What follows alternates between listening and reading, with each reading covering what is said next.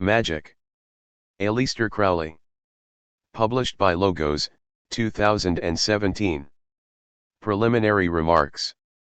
Hitherto we have spoken only of the mystic path, and we have kept particularly to the practical exoteric side of it. Such difficulties as we have mentioned have been purely natural obstacles. For example, the great question of the surrender of the self, which bulks so largely in most mystical treatises, has not been referred to at all. We have said only what a man must do, we have not considered at all what that doing may involve. The rebellion of the will against the terrible discipline of meditation has not been discussed. One may now devote a few words to it. There is no limit to what theologians call wickedness. Only by experience can the student discover the ingenuity of the mind in trying to escape from control. He is perfectly safe so long as he sticks to meditation, doing no more and no less than that which we have prescribed, but the mind will probably not let him remain in that simplicity. This fact is the root of all the legends about the saint being tempted by the devil. Consider the parable of Christ in the wilderness, where he is tempted to use his magical power, to do anything but the thing that should be done. These attacks on the will are as bad as the thoughts which intrude upon dharana. It would almost seem as if one could not successfully practice meditation until the will had become so strong that no force in the universe could either bend or break it. Before concentrating the lower principle, the mind, one must concentrate the higher principle, the will. Failure to understand this has destroyed the value of all attempts to teach yoga, mentaculture, new thought and the like. There are methods of training the will, by which it is easy to check one's progress. Everyone knows the force of habit. Everyone knows that if you keep on acting in a particular way, that action becomes easier, and at last absolutely natural.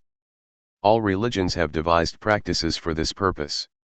If you keep on praying with your lips long enough, you will one day find yourself praying in your heart. The whole question has been threshed out and organized by wise men of old. They have made a science of life complete and perfect, and they have given to it the name of magic. It is the chief secret of the ancients, and if the keys have never been actually lost, they have certainly been little used. Again, the confusion of thought caused by the ignorance of the people who did not understand it has discredited the whole subject. It is now our task to re-establish the science in its perfection. To do this we must criticize the authorities. Some of them have made it too complex, others have completely failed in such simple matters as coherence.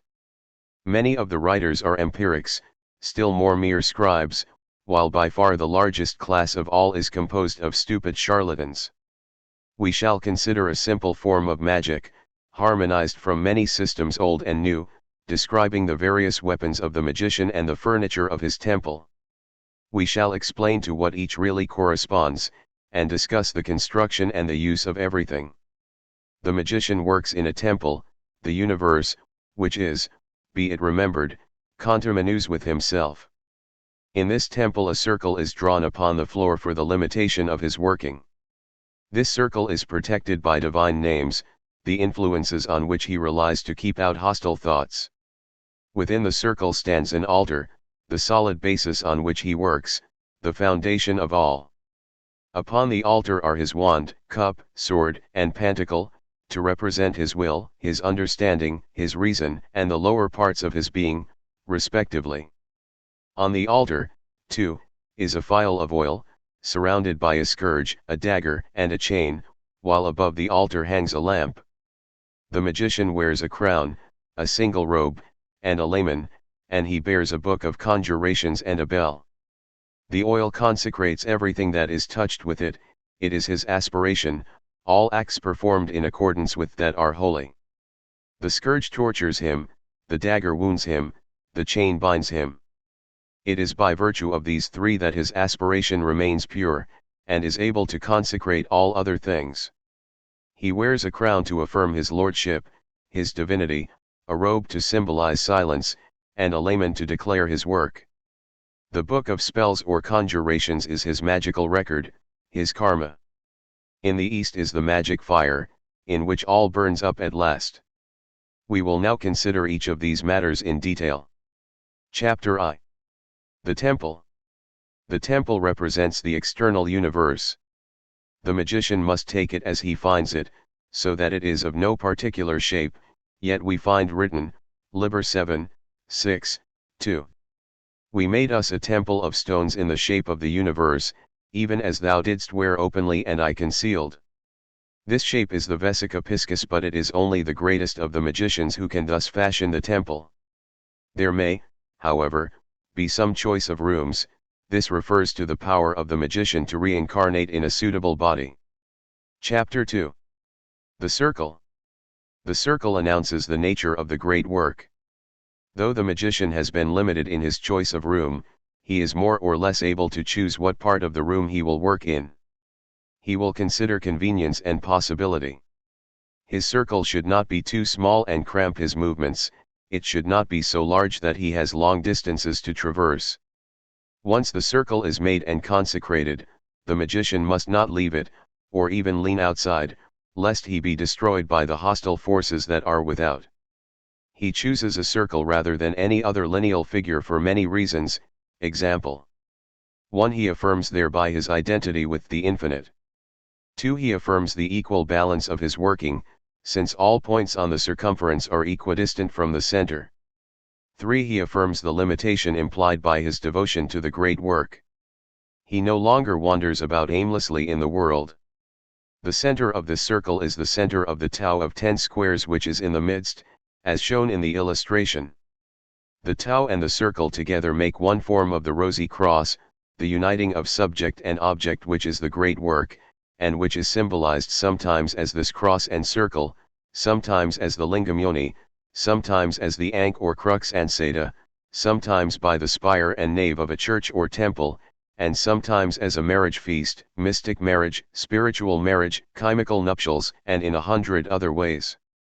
Whatever the form chosen, it is the symbol of the great work. This place of his working therefore declares the nature and object of the work. Those persons who have supposed that the use of these symbols implied worship of the generative organs, merely attributed to the sages of every time and country minds of a caliber equal to their own. The Tau is composed of 10 squares for the 10 Sephiroth.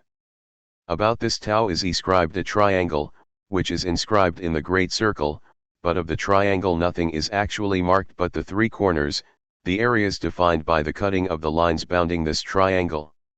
This triangle is only visible in the parts which are common to 2 of the sides, they have therefore the shape of the diamond, one form of the yoni. The significance of this is too complex for our simple treatise, it may be studied in Crowley's Bereshith. The size of the whole figure is determined by the size of 1 square of the Tau. And the size of this square is that of the base of the altar, which is placed upon Malkuth. It will follow then that, in spite of the apparent freedom of the magician to do anything he likes, he is really determined absolutely, for as the altar must have a base proportionate to its height, and as that height must be convenient for the magician, the size of the whole will depend upon his own stature. It is easy to draw a moral lesson from these considerations. We will merely indicate this one, that the scope of any man's work depends upon his own original genius. Even the size of the weapons must be determined by necessary proportion. The exceptions to this rule are the lamp, which hangs from the roof, above the center of the circle, above the square of Tifereth, and the oil, whose phial is so small that it will suit any altar. On the circle are inscribed the names of God, the circle is of green, and the names are in flaming vermilion, of the same color as the Tau.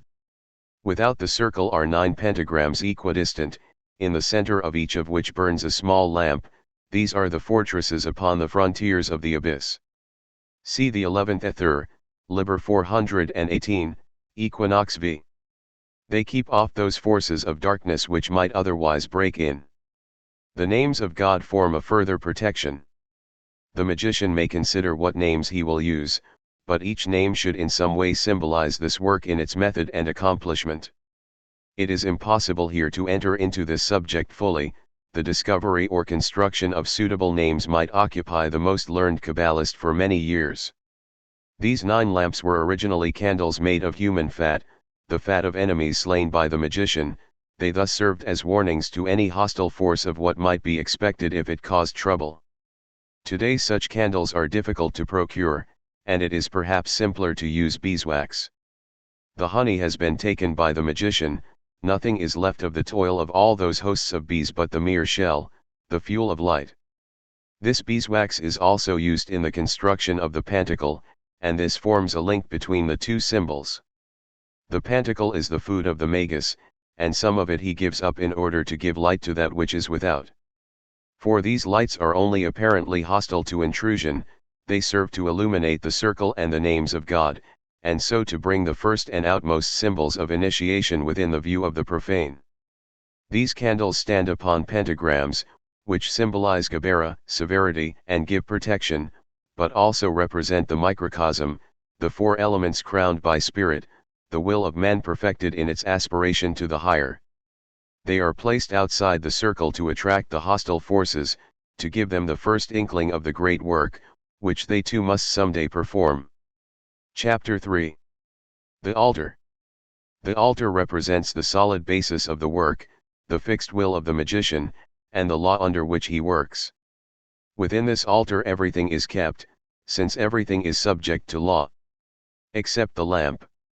According to some authorities the altar should be made of oak to represent the stubbornness and rigidity of law, others would make it of acacia, for acacia is the symbol of resurrection. The altar is a double cube, which is a rough way of symbolizing the great work, for the doubling of the cube, like the squaring of the circle, was one of the great problems of antiquity. The surface of this altar is composed of 10 squares. The top is kether, and the bottom makuth. The height of the altar is equal to the height above the ground of the navel of the magician. The altar is connected with the Ark of the Covenant, Noah's Ark, the nave, navis, a ship, of the church, and many other symbols of antiquity, whose symbolism has been well worked out in an anonymous book called the Canon, which should be studied carefully before constructing the altar. For this altar must embody the magician's knowledge of the laws of nature, which are the laws through which he works. He should endeavor to make geometrical constructions to symbolize cosmic measurements. For example, he may take the two diagonals as, say, the diameter of the sun. Then the side of the altar will be found to have a length equal to some other cosmic measure, a vesica drawn on the side some other, a rude cross within the vesica yet another. Each magician should work out his own system of symbolism and he need not confine himself to cosmic measurements. He might, for example, find some relation to express the law of inverse squares. The top of the altar shall be covered with gold, and on this gold should be engraved some such figure as the Holy Oblation, or the New Jerusalem, or, if he have the skill, the microcosm of Vitruvius, of which we give illustrations. On the sides of the altar are also sometimes drawn the great tablets of the elements, and the sigils of the holy elemental kings, as shown in the Equinox, No. 7, for these are syntheses of the forces of nature. Yet these are rather special than general symbols, and this book purports to treat only of the grand principles of working. Chapter 4. The Scourge, the Dagger, and the Chain. The scourge, the dagger, and the chain, represent the three alchemical principles of sulfur, mercury, and salt. These are not the substances which we now call by these names, they represent principles, whose operations chemists have found it more convenient to explain in other ways. But sulfur represents the energy of things, mercury their fluidity, salt their fixity. They are analogous to fire, air and water, but they mean rather more, for they represent something deeper and subtler, and yet more truly active. An almost exact analogy is given by the three gunas of the Hindus, sattvas, rajas, and tamas. Sattvas is mercury, equable, calm, clear; rajas is sulfur, active, excitable, even fierce; tamas is salt, thick, sluggish, heavy, dark.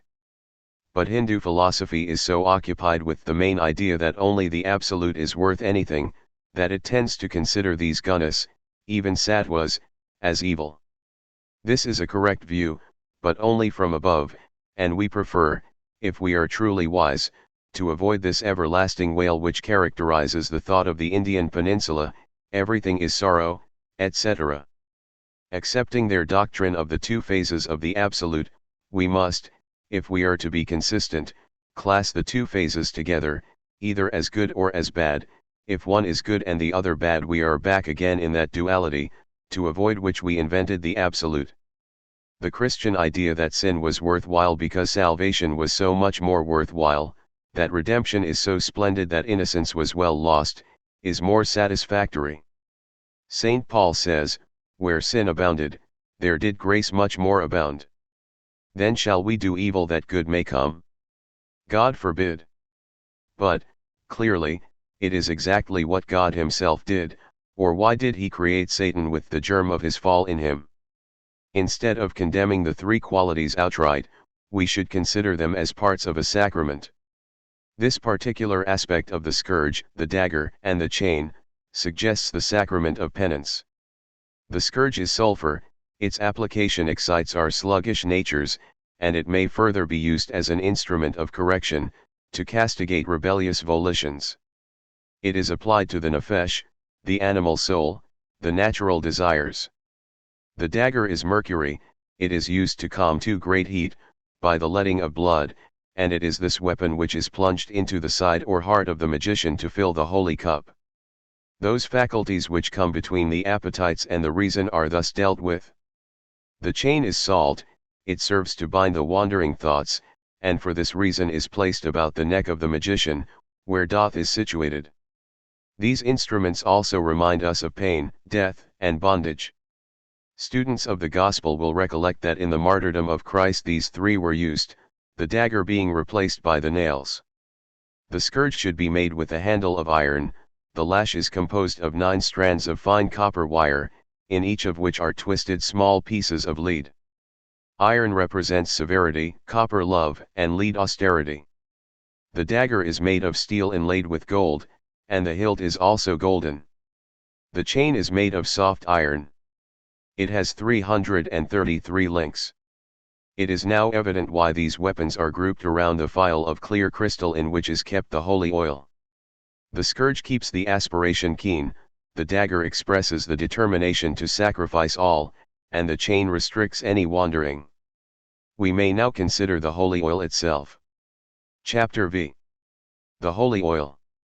The holy oil is the aspiration of the magician, it is that which consecrates him to the performance of the great work, and such is its efficacy that it also consecrates all the furniture of the temple and the instruments thereof. It is also the grace or chrism, for this aspiration is not ambition, it is a quality bestowed from above.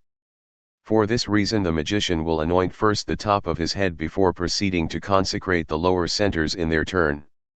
This oil is of a pure golden color, and when placed upon the skin it should burn and thrill through the body with an intensity as of fire. It is the pure light translated into terms of desire. It is not the will of the magician, the desire of the lower to reach the higher, but it is that spark of the higher in the magician which wishes to unite the lower with itself. Unless therefore the magician be first anointed with this oil, all his work will be wasted and evil. This oil is compounded of 4 substances. The basis of all is the oil of the olive. The olive is, traditionally, the gift of Minerva, the wisdom of God, the Logos. In this are dissolved 3 other oils, oil of myrrh, oil of cinnamon, oil of galangal.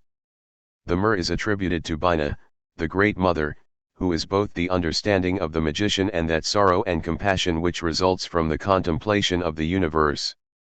The cinnamon represents Tifereth, the Son, in whom glory and suffering are identical. The galangal represents both Kether and Makuth, the first and the last, the one and the many, since in this oil they are one. These oils taken together represent therefore the whole tree of life. The 10 Sephiroth are blended into the perfect gold. This oil cannot be prepared from crude myrrh, cinnamon, and galangal. The attempt to do so only gives a brown mud with which the oil will not mix. These substances must be themselves refined into pure oils before the final combination. This perfect oil is most penetrating and subtle. Gradually it will spread itself, a glistening film, over every object in the temple. Each of these objects will then flame in the light of the lamp. This oil is like that which was in the widow's curse, it renews and multiplies itself miraculously, its perfume fills the whole temple, it is the soul of which the grosser perfume is the body. The phial which contains the oil should be of clear rock crystal, and some magicians have fashioned it in the shape of the female breast, for that it is the true nourishment of all that lives. For this reason also it has been made of mother of pearl and stoppered with a ruby. Chapter 6. The Wand. The magical will is in its essence twofold, for it presupposes a beginning and an end. To will to be a thing is to admit that you are not that thing. Hence to will anything but the supreme thing, is to wander still further from it any will but that to give up the self to the beloved is black magic. Yet this surrender is so simple an act that to our complex minds it is the most difficult of all acts, and hence training is necessary. Further, the self surrendered must not be less than the all-self, one must not come before the altar of the Most High with an impure or an imperfect offering. As it is written in Liber LXV, to await thee is the end, not the beginning. This training may lead through all sorts of complications, varying according to the nature of the student, and hence it may be necessary for him at any moment to will all sorts of things which to others might seem unconnected with the goal. Thus it is not a priori obvious why a billiard player should need a file. Since, then, we may want anything, let us see to it that our will is strong enough to obtain anything we want without loss of time. It is therefore necessary to develop the will to its highest point, even though the last task but one is the total surrender of this will. Partial surrender of an imperfect will is of no account in magic. The will being a lever, a fulcrum is necessary. This fulcrum is the main aspiration of the student to attain. All wills which are not dependent upon this principal will are so many leakages, they are like fat to the athlete. The majority of the people in this world are ataxic, they cannot coordinate their mental muscles to make a purposed movement. They have no real will, only a set of wishes, many of which contradict others. The victim wobbles from one to the other, and it is no less wobbling because the movements may occasionally be very violent, and at the end of life the movements cancel each other out. Nothing has been achieved, except the one thing of which the victim is not conscious, the destruction of his own character, the confirming of indecision. Such an one is torn limb from limb by Koronzon. How then is the will to be trained? All these wishes, whims, caprices, inclinations, tendencies, appetites, must be detected, examined, judged by the standard of whether they help or hinder the main purpose, and treated accordingly. Vigilance and courage are obviously required.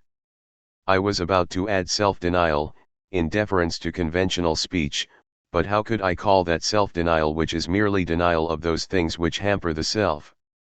It is not suicide to kill the germs of malaria in one's blood. Now there are very great difficulties to be overcome in the training of the mind. Perhaps the greatest is forgetfulness, which is probably the worst form of what the Buddhists call ignorance. Special practices for training the memory may be of some use as a preliminary for persons whose memory is naturally poor. In any case, the magical record prescribed for probationers of the A.A. is useful and necessary. Above all, the practices of Liber 3 must be done again and again, for these practices develop not only vigilance but those inhibiting centers in the brain which are, according to some psychologists, the mainspring of the mechanism by which civilized man has raised himself above the savage. So far it has been spoken, as it were, in the negative. Aaron's rod has become a serpent, and swallowed the serpents of the other magicians. It is now necessary to turn it once more into a rod, adding to 463. Now 400 is Tau, the path leading from Makuth to Yezid. 60 is Samek, the path leading from Yezid to Tifereth, and 3 is Gimel, the path leading thence to Kether. The whole rod therefore gives the paths from the kingdom to the crown. This magical will is the wand in your hand by which the great work is accomplished, by which the daughter is not merely set upon the throne of the mother, but assumed into the highest. The magic wand is thus the principal weapon of the magus, and the name of that wand is the magical oath. The will being twofold is in Chakma, who is the Logos, the Word, hence some have said that the Word is the will. Thoth the lord of magic is also the lord of speech, Hermes the messenger bears the caduceus. Word should express will, hence the mystic name of the probationer is the expression of his highest will.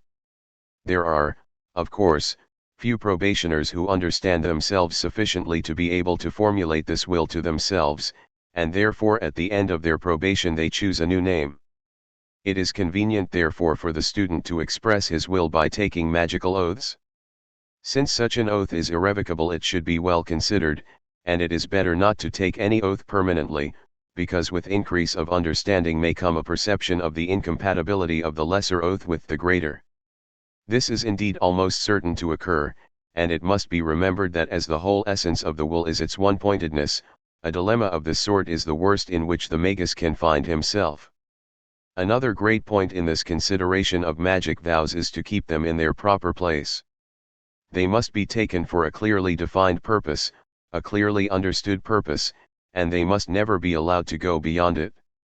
It is a virtue in a diabetic not to eat sugar, but only in reference to his own condition. It is not a virtue of universal import.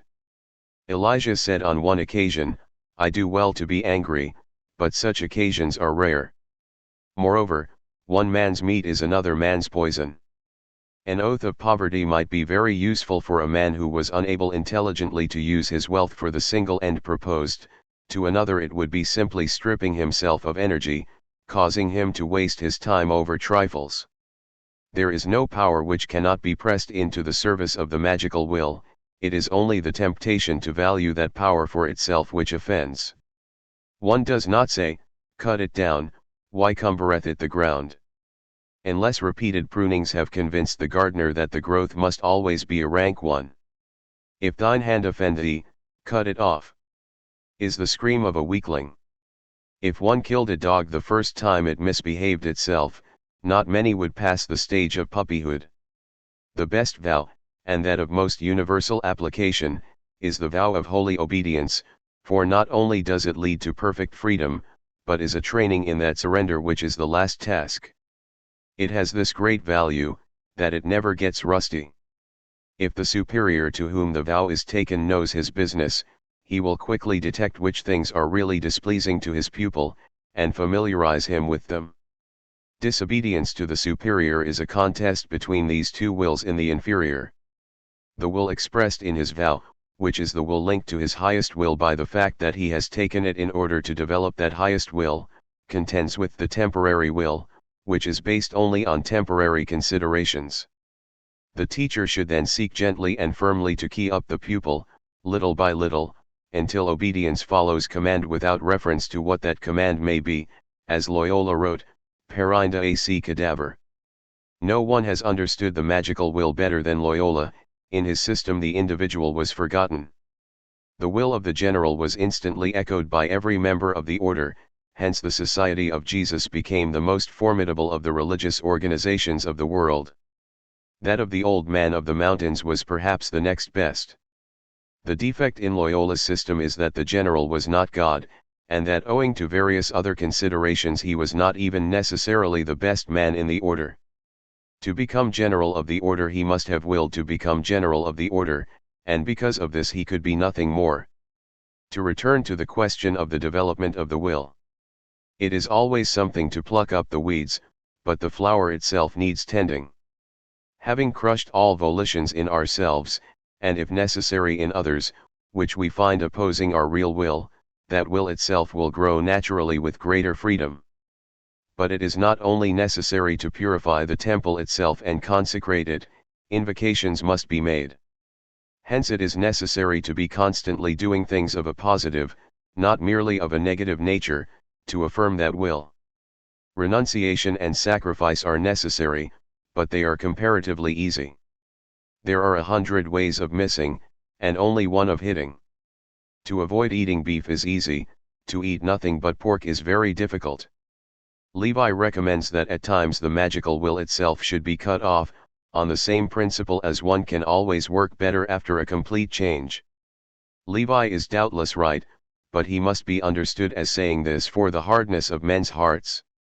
The turbine is more efficient than a reciprocating engine, and his counsel is only good for the beginner. Ultimately the magical will so identifies itself with the man's whole being that it becomes unconscious, and is as constant a force as gravitation. One may even be surprised at one's own acts, and have to reason out their connection. But let it be understood that when the will has thus really raised itself to the height of destiny, the man is no more likely to do wrong than he is to float off into the air. One may be asked whether there is not a conflict between this development of the will and ethics. The answer is yes. In the Grand Grimoire we are told to buy an egg without haggling, and attainment, and the next step in the path of attainment, is that pearl of great price, which when a man hath found he straightway selleth all that he hath, and buyeth that pearl. With many people custom and habit of which ethics is but the social expression are the things most difficult to give up, and it is a useful practice to break any habit just to get into the way of being free from that form of slavery. Hence we have practices for breaking up sleep, for putting our bodies into strained and unnatural positions, for doing difficult exercises of breathing. All these, apart from any special merit they may have in themselves for any particular purpose, have the main merit that the man forces himself to do them despite any conditions that may exist. Having conquered internal resistance, one may conquer external resistance more easily. In a steamboat the engine must first overcome its own inertia before it can attack the resistance of the water. When the will has thus ceased to be intermittent, it becomes necessary to consider its size. Gravitation gives an acceleration of 32 feet per second on this planet, on the Moon very much less. And a will, however single and however constant, may still be of no particular use, because the circumstances which oppose it may be altogether too strong, or because it is for some reason unable to get into touch with them. It is useless to wish for the moon. If one does so, one must consider by what means that will may be made effective. And though a man may have a tremendous will in one direction, it need not always be sufficient to help him in another, it may even be stupid. There is the story of the man who practiced for 40 years to walk across the Ganges, and, having succeeded, was reproached by his holy guru, who said, "You are a great fool. All your neighbors have been crossing every day on a raft for 2 pièces. This occurs to most, perhaps to all, of us in our careers. We spend infinite pains to learn something, to achieve something, which when gained does not seem worth even the utterance of the wish. But this is a wrong view to take. The discipline necessary in order to learn Latin will stand us in good stead when we wish to do something quite different. At school our masters punished us. When we leave school, if we have not learned to punish ourselves, we have learned nothing. In fact, the only danger is that we may value the achievement in itself. The boy who prides himself on his school knowledge is in danger of becoming a college professor." So the guru of the water-walking Hindu only meant that it was now time to be dissatisfied with what he had done and to employ his powers to some better end. And, incidentally, since the divine will is one, it will be found that there is no capacity which is not necessarily subservient to the destiny of the man who possesses it. One may be unable to tell when a thread of a particular color will be woven into the carpet of destiny.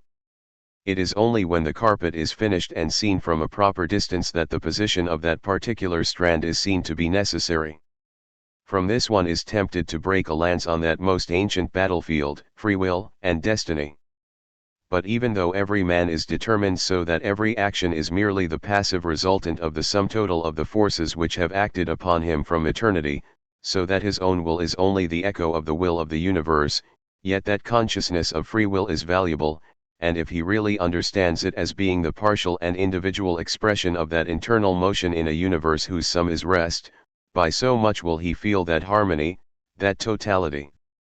And though the happiness which he experiences may be criticized as only one scale of a balance in whose other scale is an equal misery, there are those who hold that misery consists only in the feeling of separation from the universe, and that consequently all may cancel out among the lesser feelings, leaving only that infinite bliss which is one phase of the infinite consciousness of that all. Such speculations are somewhat beyond the scope of the present remarks. It is of no particular moment to observe that the elephant and flea can be no other than they are, but we do perceive that one is bigger than the other. That is the fact of practical importance. We do know that persons can be trained to do things which they could not do without training, and anyone who remarks that you cannot train a person unless it is his destiny to be trained is quite unpractical. Equally, it is the destiny of the trainer to train. There is a fallacy in the determinist argument similar to the fallacy which is the root of all systems of gambling et roulette. The odds are just over 3-1 against red coming up twice running, but after red has come up once the conditions are changed. It would be useless to insist on such a point were it not for the fact that many people confuse philosophy with magic. Philosophy is the enemy of magic. Philosophy assures us that after all nothing matters, and that che sera sera. In practical life, and magic is the most practical of the arts of life, this difficulty does not occur. It is useless to argue with a man who is running to catch a train that he may be destined not to catch it. He just runs, and if he could spare breath would say blow destiny. It has been said earlier that the real magical will must be toward the highest attainment, and this can never be until the flowering of the magical understanding. The wand must be made to grow in length as well as in strength, it need not do so of its own nature. The ambition of every boy is to be an engine driver. Some attain it, and remain there all their lives. But in the majority of cases the understanding grows faster than the will, and long before the boy is in a position to attain his wish he has already forgotten it. In other cases the understanding never grows beyond a certain point, and the will persists without intelligence. The businessman, for example, has wished for ease and comfort, and to this end goes daily to his office and slaves under a more cruel taskmaster than the meanest of the workmen in his pay. He decides to retire, and finds that life is empty. The end has been swallowed up in the means. Only those are happy who have desired the unattainable. All possessions, the material and the spiritual alike, are but dust. Love, sorrow, and compassion are three sisters who, if they seem freed from this curse, are only so because of their relation to the unsatisfied. Beauty is itself so unattainable that it escapes altogether, and the true artist, like the true mystic, can never rest. To him the magician is but a servant.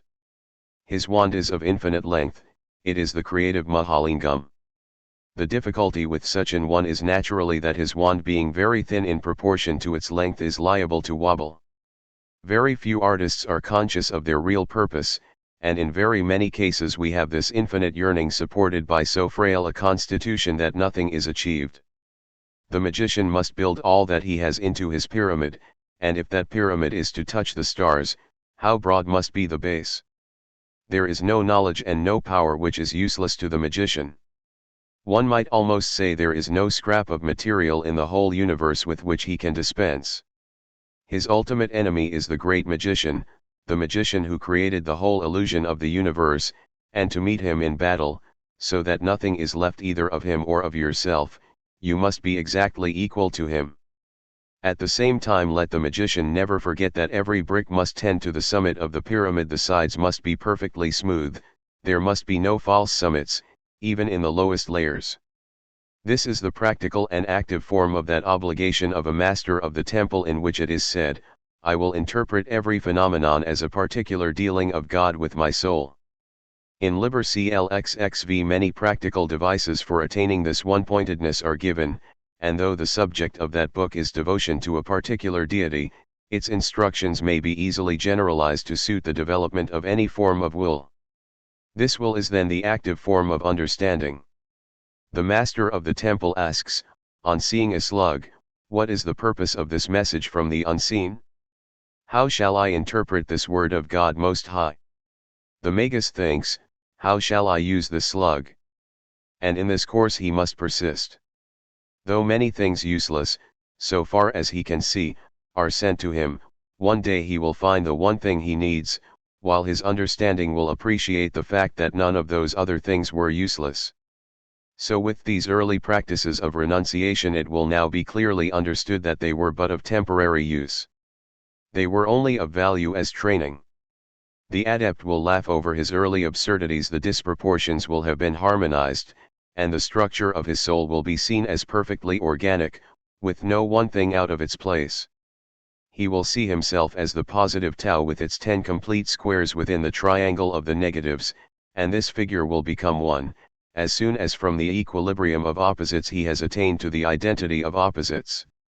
In all this is will have been seen that the most powerful weapon in the hand of the student is the vow of holy obedience, and many will wish that they had the opportunity of putting themselves under a holy guru. Let them take heart, for any being capable of giving commands is an efficient guru for the purpose of this vow, provided that he is not too amiable and lazy. The only reason for choosing a guru who has himself attained is that he will aid the vigilance of the sleepy Kila, and, while tempering the wind to that shorn lamb, will carefully harden him, and at the same time gladden his ears with holy discourse. But if such a person is inaccessible, let him choose anyone with whom he has constant intercourse, explain the circumstances, and ask him to act. The person should if possible be trustworthy, and let the Kila remember that if he should be ordered to jump over a cliff, it is very much better to do it than to give up the practice. And it is of the very greatest importance not to limit the vow in any way. You must buy the egg without haggling. In a certain society the members were bound to do certain things, being assured that there was nothing in the vow contrary to their civil, moral, or religious obligations. So when anyone wanted to break his vow, he had no difficulty in discovering a very good reason for it. The vow lost all its force. When Buddha took his seat under the blessed Bo tree, he took an oath that none of the inhabitants of the 10,000 worlds should cause him to rise until he had attained, so that when even Mara the great archdevil, with his 3 daughters the arch-temptresses appeared, he remained still. Now it is useless for the beginner to take so formidable a vow, he has not yet attained the strength which can defy Mara. Let him estimate his strength, and take a vow which is within it, but only just within it. Thus Milo began by carrying a newborn calf, and day by day as it grew into a bull, his strength was found sufficient. Again let it be said that Liber 3 is a most admirable method for the beginner, and it will be best, even if he is very confident in his strength, to take the vow for very short periods, beginning with an hour and increasing daily by half hours until the day is filled. Then let him rest a while, and attempt a 2-day practice, and so on until he is perfect. He should also begin with the very easiest practices.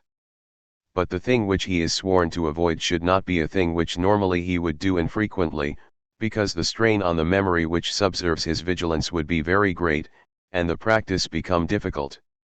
It is just as well at first that the pain of his arm should be there at the time when he would normally do the forbidden thing, to warn him against its repetition. There will thus be a clear connection in his mind of cause and effect, until he will be just as careful in avoiding this particular act which he has consciously determined, as in those other things which in childhood he has been trained to avoid. Just as the eyelid unconsciously closes when the eye is threatened, so must he build up in consciousness this power of inhibition until it sinks below consciousness, adding to his store of automatic force, so that he is free to devote his conscious energy to a yet higher task. It is impossible to overrate the value of this inhibition to the man when he comes to meditate. He has guarded his mind against thoughts A, B, and C, he has told the sentries to allow no one to pass who is not in uniform. And it will be very easy for him to extend that power, and to lower the portcullis.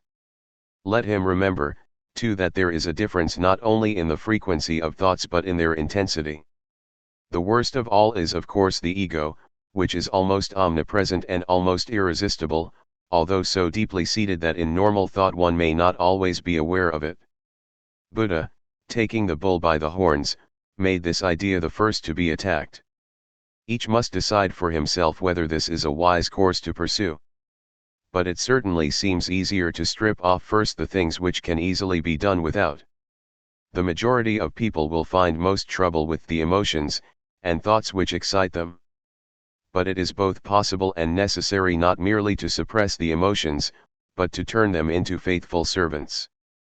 Thus the emotion of anger is occasionally useful against that portion of the brain whose slackness vitiates the control.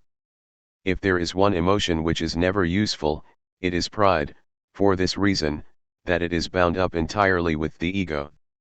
No, there is no use for pride. The destruction of the perceptions, either the grosser or the subtler, appears much easier, because the mind not being moved, is free to remember its control. It is easy to be so absorbed in a book that one takes no notice of the most beautiful scenery. But if stung by a wasp, the book is immediately forgotten. The tendencies are, however, much harder to combat than the three lower shandas put together, for the simple reason that they are for the most part below consciousness, and must be, as it were, awakened in order to be destroyed, so that the will of the magician is in a sense trying to do two opposite things at the same time. Consciousness itself is only destroyed by samadhi. One can now see the logical process which begins in refusing to think of a foot, and ends by destroying the sense of individuality. Of the methods of destroying various deep-rooted ideas there are many. The best is perhaps the method of equilibrium. Get the mind into the habit of calling up the opposite to every thought that may arise. In conversation always disagree. See the other man's arguments, but, however much your judgment approves them, find the answer. Let this be done dispassionately. The more convinced you are that a certain point of view is right, the more determined you should be to find proofs that it is wrong. If you have done this thoroughly, these points of view will cease to trouble you. You can then assert your own point of view with the calm of a master, which is more convincing than the enthusiasm of a learner. You will cease to be interested in controversies, politics, ethics, religion will seem so many toys, and your magical will be free from these inhibitions. In Burma there is only one animal which the people will kill, Russell's viper, because, as they say, either you must kill it or it will kill you, and it is a question of which sees the other first. Now any one idea which is not the idea must be treated in this fashion. When you have killed the snake you can use its skin, but as long as it is alive and free, you are in danger. And unfortunately the ego idea, which is the real snake, can throw itself into a multitude of forms, each clothed in the most brilliant dress. Thus the devil is said to be able to disguise himself as an angel of light. Under the strain of a magical vow this is too terribly the case. No normal human being understands or can understand the temptations of the saints. An ordinary person with ideas like those which obsess Saint Patrick and Saint Anthony would be only fit for an asylum. The tighter you hold the snake, which was previously asleep in the sun, and harmless enough, to all appearance, the more it struggles, and it is important to remember that your hold must tighten correspondingly, or it will escape and bite you. Just as if you tell a child not to do a thing no matter what it will immediately want to do it, thought otherwise the idea might never have entered its head, so it is with the saint. We have all of us these tendencies latent in us. Of most of them we might remain unconscious all our lives unless they were awakened by our magic.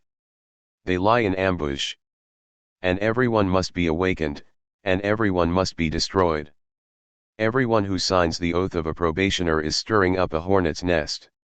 A man has only to affirm his conscious aspiration, and the enemy is upon him.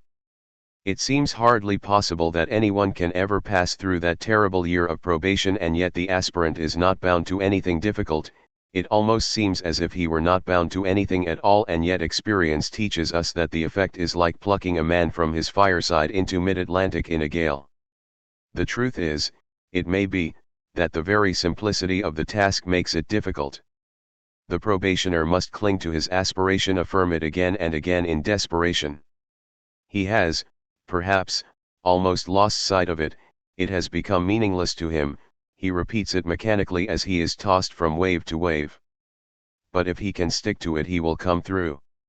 And, once he is through, things will again assume their proper aspect, he will see that mere illusion were the things that seemed so real, and he will be fortified against the new trials that await him. But the unfortunate indeed is he who cannot thus endure. It is useless for him to say, I don't like the Atlantic, I will go back to the fireside. Once take one step on the path, and there is no return. You will remember in Browning's Childe Roland to the Dark Tower came. For mark. No sooner was I fairly found, pledged to the plain, after a pace or two. Then, pausing to throw backwards a last view. O'er the safe road, 'twas gone, grey plain all round. nothing but plain to the horizon's bound. I might go on, naught else remained to do. And this is universally true. The statement that the probationer can resign when he chooses is in truth only for those who have taken the oath but superficially. A real magical oath cannot be broken. You think it can, but it can't. This is the advantage of a real magical oath. However far you go around, you arrive at the end just the same, and all you have done by attempting to break your oath is to involve yourself in the most frightful trouble. It cannot be too clearly understood that such is the nature of things. It does not depend upon the will of any persons, however powerful or exalted, nor can their force, the force of their great oaths, avail against the weakest oath of the most trivial of beginners. The attempt to interfere with the magical will of another person would be wicked, if it were not absurd. One may attempt to build up a will when sick before nothing existed but a chaos of whims, but once organization has taken place it is sacred. As Blake says, everything that lives is holy, and hence the creation of life is the most sacred of tasks. It does not matter very much to the Creator what it is that He creates, there is room in the universe for both the spider and the fly. It is from the rubbish heap of Choronzon that one selects the material for a god. This is the ultimate analysis of the mystery of redemption, and is possibly the real reason of the existence, if existence it can be called, of form, or, if you like, of the ego. It is astonishing that this typical cry I am I is the cry of that which above all is not I. It was that master whose will was so powerful that at its lightest expression the deaf heard, and the dumb spake, lepers were cleansed and the dead arose to life, that master and no other who at the supreme moment of his agony could cry, not my will, but thine, be done. Chapter 7. The Cup. As the magic wand is the will, the wisdom, the word of the magician, so is the magic cup his understanding. This is the cup of which it was written, Father, if it be thy will, let this cup pass from me. And again, can ye drink of the cup that I drink of?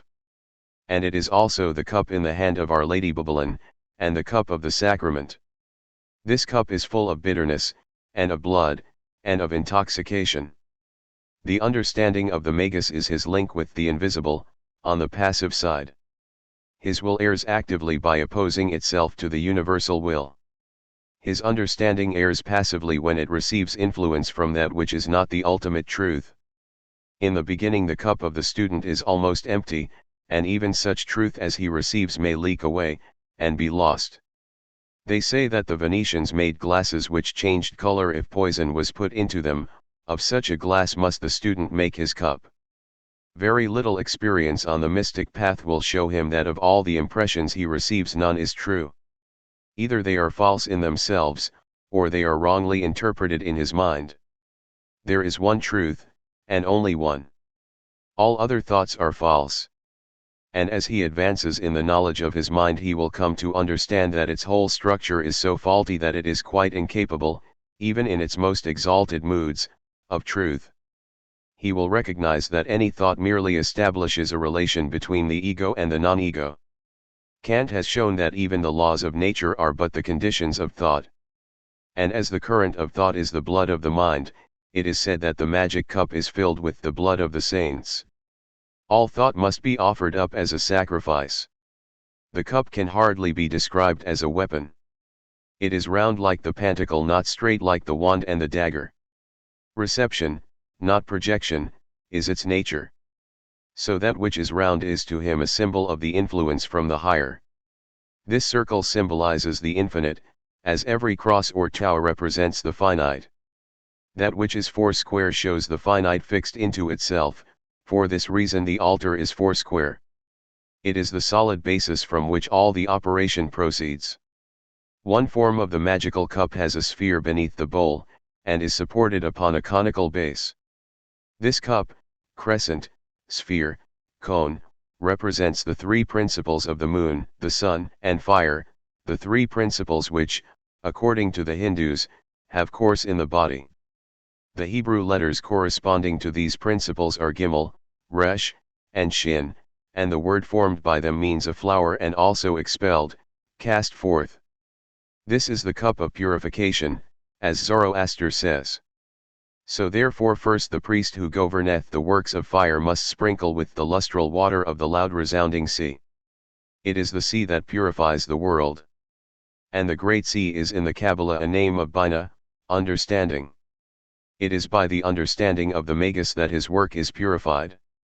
Bina, moreover, is the moon, and the bowl of this cup is shaped like the moon.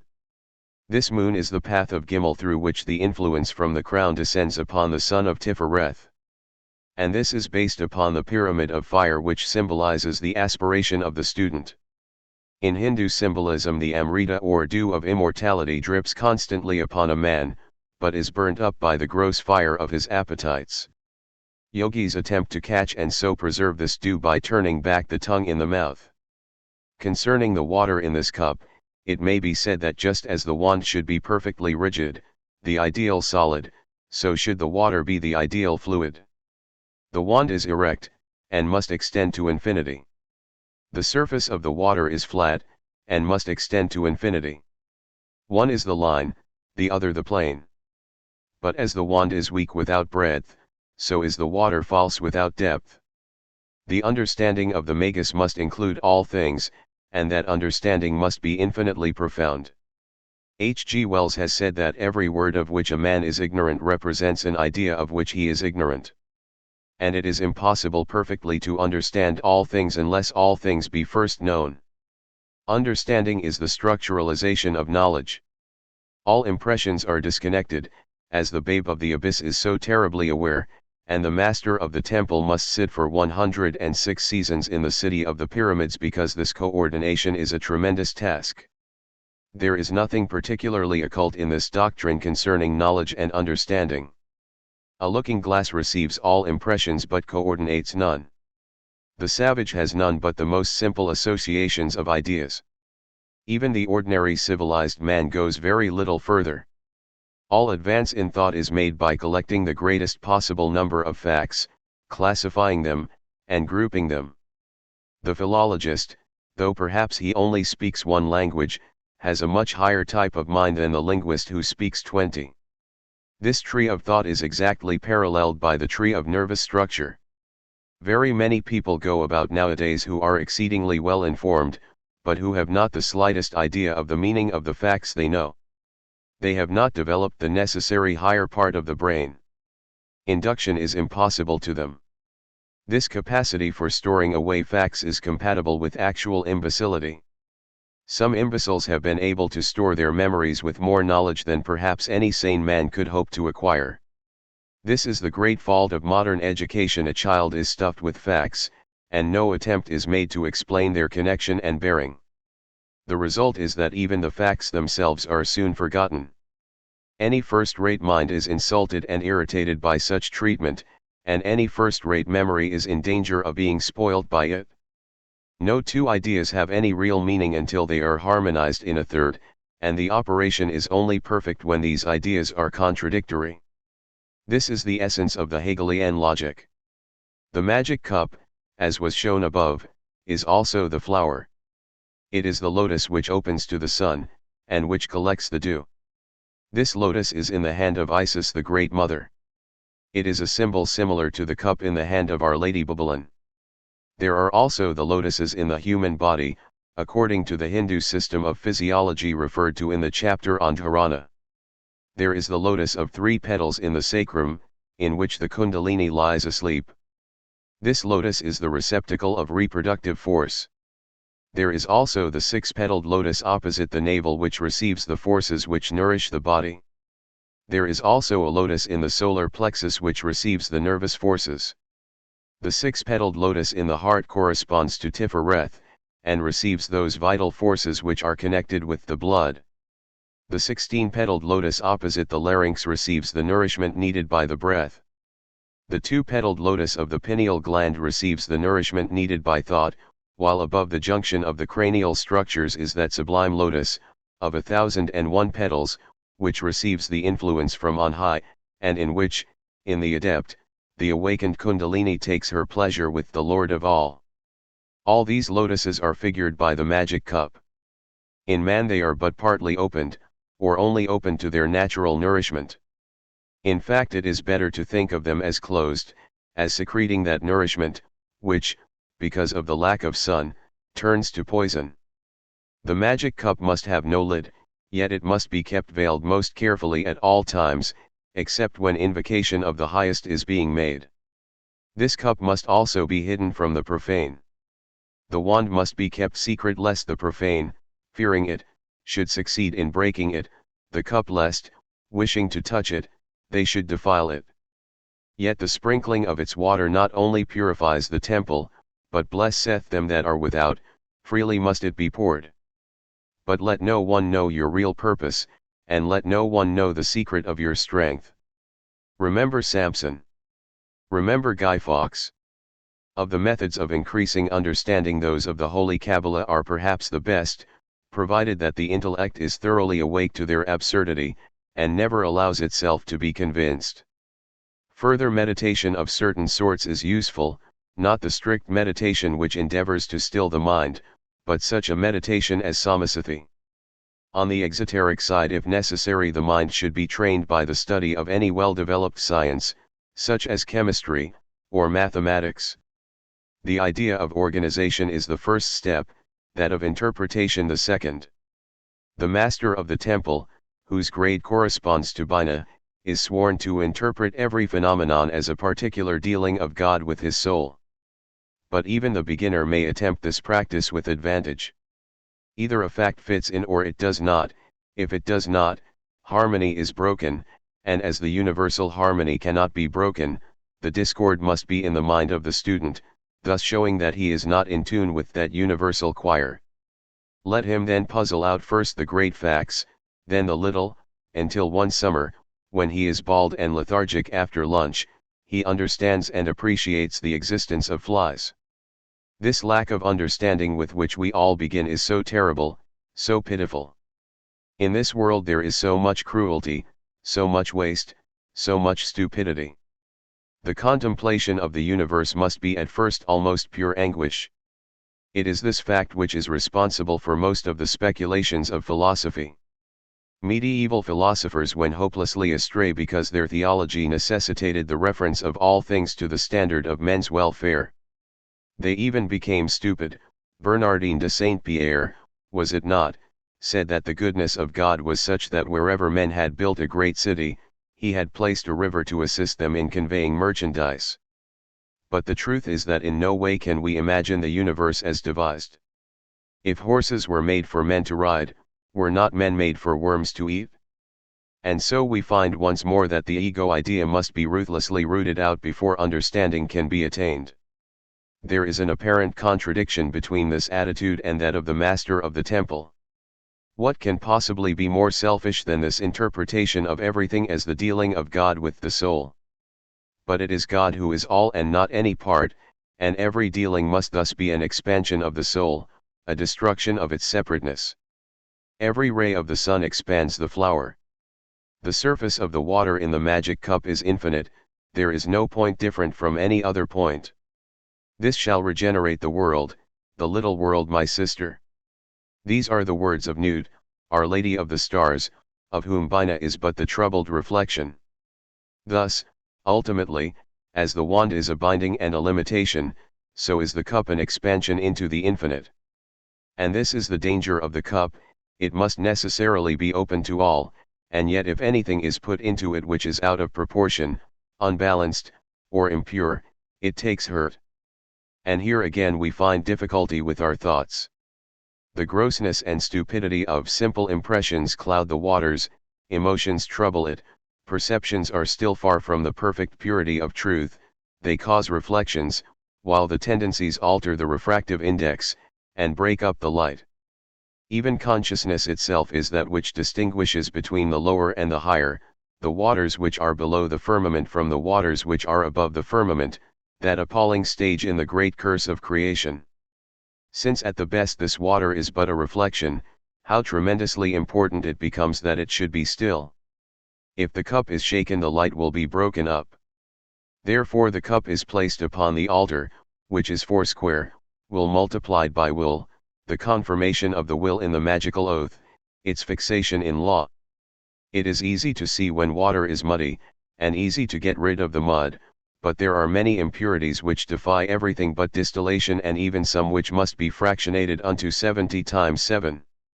There is, however, a universal solvent and harmonizer, a certain dew which is so pure that a single drop of it cast into the water of the cup will for the time being bring all to perfection. This dew is called love. Even as in the case of human love, the whole universe appears perfect to the man who is under its control, so is it, and much more, with the divine love of which it is now spoken. For human love is an excitement, and not a stilling, of the mind, and as it is bound to the individual, only leads to greater trouble in the end. This divine love, on the contrary, is attached to no symbol. It abhors limitation, either in its intensity or its scope. And this is the dew of the stars of which it is spoken in the holy books, for Nut the Lady of the Stars is called the continuous one of heaven, and it is that dew which bathes the body of the adept in a sweet-smelling perfume of sweat. In this cup, therefore, though all things are placed, by virtue of this dew all lose their identity. And therefore this cup is in the hand of Babylon, the lady of the city of the pyramids, wherein no one can be distinguished from any other, wherein no one may sit until he has lost his name. Of that which is in the cup it is also said that it is wine. This is the cup of intoxication. Intoxication means poisoning, and in particular refers to the poison in which arrows are dipped, Greek, a bow. Think of the vision of the arrow in Liber 418, and look at the passages in the holy books which speak of the action of the Spirit under the figure of a deadly poison. For to each individual thing attainment means first and foremost the destruction of the individuality. Each of our ideas must be made to give up the self to the beloved, so that we may eventually give up the self to the beloved in our turn. It will be remembered in the history lection how the adepts who had with smiling faces abandoned their homes and their possessions could with steady calm and firm correctness abandon the great work itself, for this is the last and greatest projection of the alchemist. The master of the temple has crossed the abyss, has entered the palace of the king's daughter, he has only to utter one word, and all is dissolved. But, instead of that, he is found hidden in the earth, tending a garden. This mystery is all too complex to be elucidated in these fragments of impure thought, it is a suitable subject for meditation. An interlude. Every nursery rhyme contains profound magical secrets which are open to everyone who has made a study of the correspondences of the Holy Kabbalah. To puzzle out an imaginary meaning for this nonsense sets one thinking of the mysteries, one enters into deep contemplation of holy things, and God Himself leads the soul to a real illumination. Hence also the necessity of incarnation, the soul must descend into all falsity in order to attain all truth. For instance, old Mother Hubbard went to her cupboard to get her poor dog a bone. When she got there, the cupboard was bare, and so the poor dog had none. Who is this ancient and venerable mother of whom it is spoken? Verily she is none other than Bina, as is evident in the use of the holy letter H with which her name begins. Nor is she the sterile mother Ama but the fertile Ama, for within her she bears Va, the son, for the second letter of her name, and R, the penultimate, is the son, Tifereth, the son. The other three letters of her name, B, A, and D, are the three paths which join the three supernals. To what cupboard did she go? Even to the most secret caverns of the universe. And who is this dog? Is it not the name of God spelled Kabbalistically backwards? And what is this bone? The bone is the wand, the holy lingam. The complete interpretation of the rune is now open. This rhyme is the legend of the murder of Osiris by Typhon. The limbs of Osiris were scattered in the Nile. Isis sought them in every corner of the universe, and she found all except his sacred lingam, which was not found until quite recently, vide Fuller, The Star in the West. Let us take another example from this rich storehouse of magic lore. Little Bo Peep. She lost her sheep, and couldn't tell where to find them. Leave them alone, and they'll come home, dragging their tails behind them. Bo is the root meaning light, from which spring such words as Botri, Bodhisattva, and Buddha. And peep is a pep, the serpent Apophis. This poem therefore contains the same symbol as that in the Egyptian and Hebrew Bibles. The snake is the serpent of initiation, as the lamb is the Savior.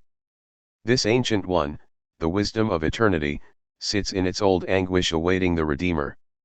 And this holy verse triumphantly assures us that there is no need for anxiety.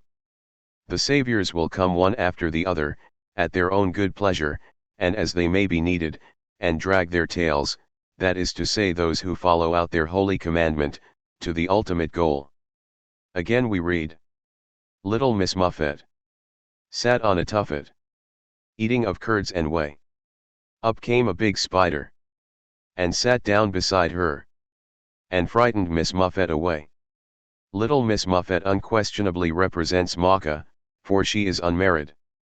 She is seated upon a tuffet, i.d., she is the unregenerate soul upon Tophet, the pit of hell. And she eats curds and whey, that is, not the pure milk of the mother, but milk which has undergone decomposition. But who is the spider? Verily herein is a venerable arcanum connoted. Like all insects, the spider represents a demon. But why a spider? Who is this spider who taketh hold with her hands, and is in kings' palaces? The name of this spider is death. It is the fear of death which first makes the soul aware of its forlorn condition. It would be interesting if tradition had preserved for us Miss Muffet's subsequent adventures. But we must proceed to consider the interpretation of the following rhyme. Little Jack Horner sat in a corner, eating a Christmas pie. He stuck in his thumb, and pulled out a plum, and said, "What a good boy am I." In the interpretation of this remarkable poem there is a difference between two great schools of adepts. One holds that Jack is merely a corruption of John, Ion, he who goes Hermes, the messenger. The other prefers to take Jack simply and reverently as Iacchus, the spiritual form of Bacchus. But it does not matter very much whether we insist upon the swiftness or the rapture of the Holy Spirit of God, and that it is he of whom it is here spoken is evident, for the name Horner could be applied to none other by even the most casual reader of the Holy Gospels and the works of Congreve. And the context makes this even clearer, for he sits in a corner, that is in the place of Christ, the cornerstone, eating, that is, enjoying, that which the birth of Christ assures to us. He is the Comforter who replaces the absent Savior. If there was still any doubt of his identity it would be cleared up by the fact that it is the thumb, which is attributed to the element of spirit, and not one of the four fingers of the four lesser elements, which he sticks into the pie of the new dispensation. He plucks forth one who is ripe, no doubt to send him forth as a teacher into the world, and rejoices that he is so well carrying out the will of the Father. Let us pass from this most blessed subject to yet another. Tom, the piper's son, stole a pig and away he run. The pig was eat, and Tom was beat, and Tom went roaring down the street. This is one of the more exoteric of these rhymes. In fact, it is not much better than a sun myth. Tom is Tum, the god of the sunset, called the son of Apollo, the piper, the maker of music. The only difficulty in the poem concerns the pig, for anyone who has watched an angry sunset in the tropics upon the sea, will recognize how incomparable a description of that sunset is given in that wonderful last line. Some have thought that the pig refers to the evening sacrifice, others that she is Hathor, the Lady of the West, in her more sensual aspect. But it is probable that this poem is only the first stanza of an epic. It has all the characteristic marks. Someone said of the Iliad that it did not finish, but merely stopped. This is the same. We may be sure that there is more of this poem. It tells us too much and too little. How came this tragedy of the eating of a merely stolen pig? Unveil this mystery of who eat it. It must be abandoned, then, as at least partially insoluble. Let us consider this poem.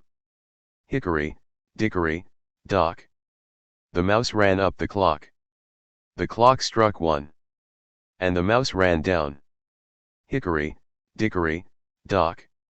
Here we are on higher ground at once. The clock symbolizes the spinal column, or, if you prefer it, time, chosen as one of the conditions of normal consciousness. The mouse is the ego, muse, a mouse, being only some, I am, spelled Kabbalistically backwards. This ego or prana or kundalini force being driven up the spine, the clock strikes one, that is, the duality of consciousness is abolished. And the force again subsides to its original level. Hickory, dickory, dock, is perhaps the mantra which was used by the adept who constructed this rhyme, thereby hoping to fix it in the minds of men, so that they might attain to samadhi by the same method. Others attribute to it a more profound significance which it is impossible to go into at this moment, for we must turn to Humpty Dumpty sat on a wall. Humpty Dumpty got a great fall. All the king's horses and all the king's men couldn't set up Humpty Dumpty again. This is so simple as hardly to require explanation. Humpty Dumpty is of course the egg of spirit, and the wall is the abyss. His fall is therefore the descent of spirit into matter, and it is only too painfully familiar to us that all the king's horses and all his men cannot restore us to the height. Only the king himself can do that. But one can hardly comment upon a theme which has been so fruitfully treated by Ludovicus Carolus, that most holy illuminated man of God. His masterly treatment of the identity of the three reciprocating paths of Daleth, Taith, and Pe, is one of the most wonderful passages in the Holy Kabbalah. His resolution of what we take to be the bond of slavery into very love, the embroidered neckband of honor bestowed upon us by the king himself, is one of the most sublime passages in this class of literature. Peter, pumpkin eater, had a wife and couldn't keep her. He put her in a peanut shell. Then he kept her very well. This early authentic text of the Hinayana school of Buddhism is much esteemed even today by the more cultured and devoted followers of that school. The pumpkin is of course the symbol of resurrection, as is familiar to all students of the story of Jonah and the gourd. Peter is therefore the Arahat who has put an end to his series of resurrections. That he is called Peter is a reference to the symbolizing of Arahats as stones in the great wall of the guardians of mankind. His wife is of course, by the usual symbolism, his body, which he could not keep until he put her in a peanut shell, the yellow robe of a bhikkhu. Buddha said that if any man became an Arahat he must either take the vows of a bhikkhu that very day, or die, and it is the saying of Buddha's that the unknown poet wished to commemorate. Taffy was a Welshman. Taffy was a thief. Taffy came to my house and stole a leg of beef. I went to Taffy's house. Taffy was in bed. I took a carving knife and cut off Taffy's head.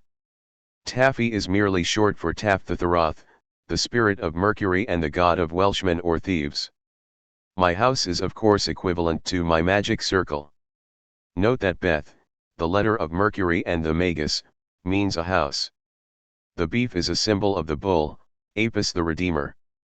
This is therefore that which is written, O my God, disguise thy glory.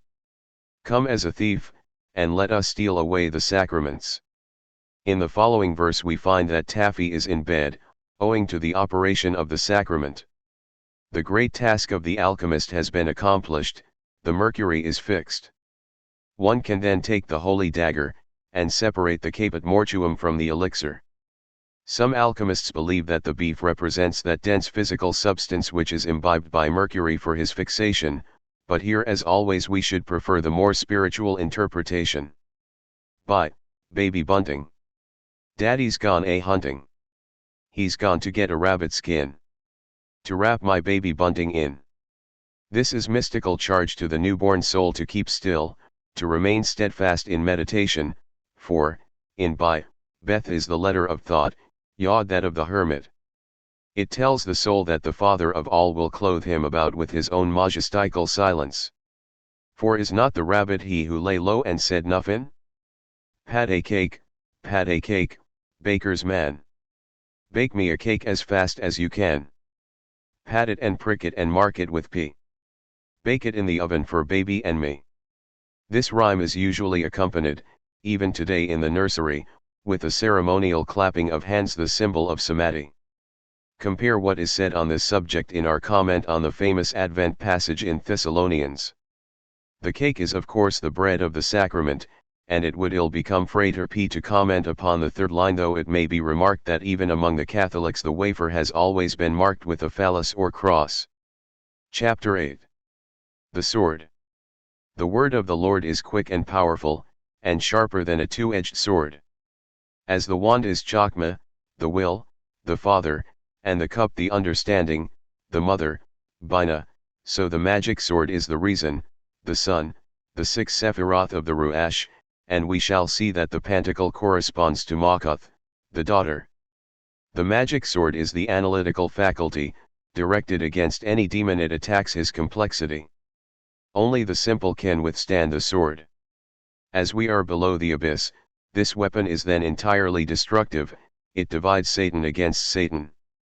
It is only in the lower forms of magic, the purely human forms, that the sword has become so important a weapon. A dagger should be sufficient. But the mind of man is normally so important to him that the sword is actually the largest of his weapons. Happy is he who can make the dagger suffice. The hilt of the sword should be made of copper. The guard is composed of the two crescents of the waxing and the waning moon back to back. Spheres are placed between them, forming an equilateral triangle with the sphere of the pommel. The blade is straight, pointed, and sharp right up to the guard.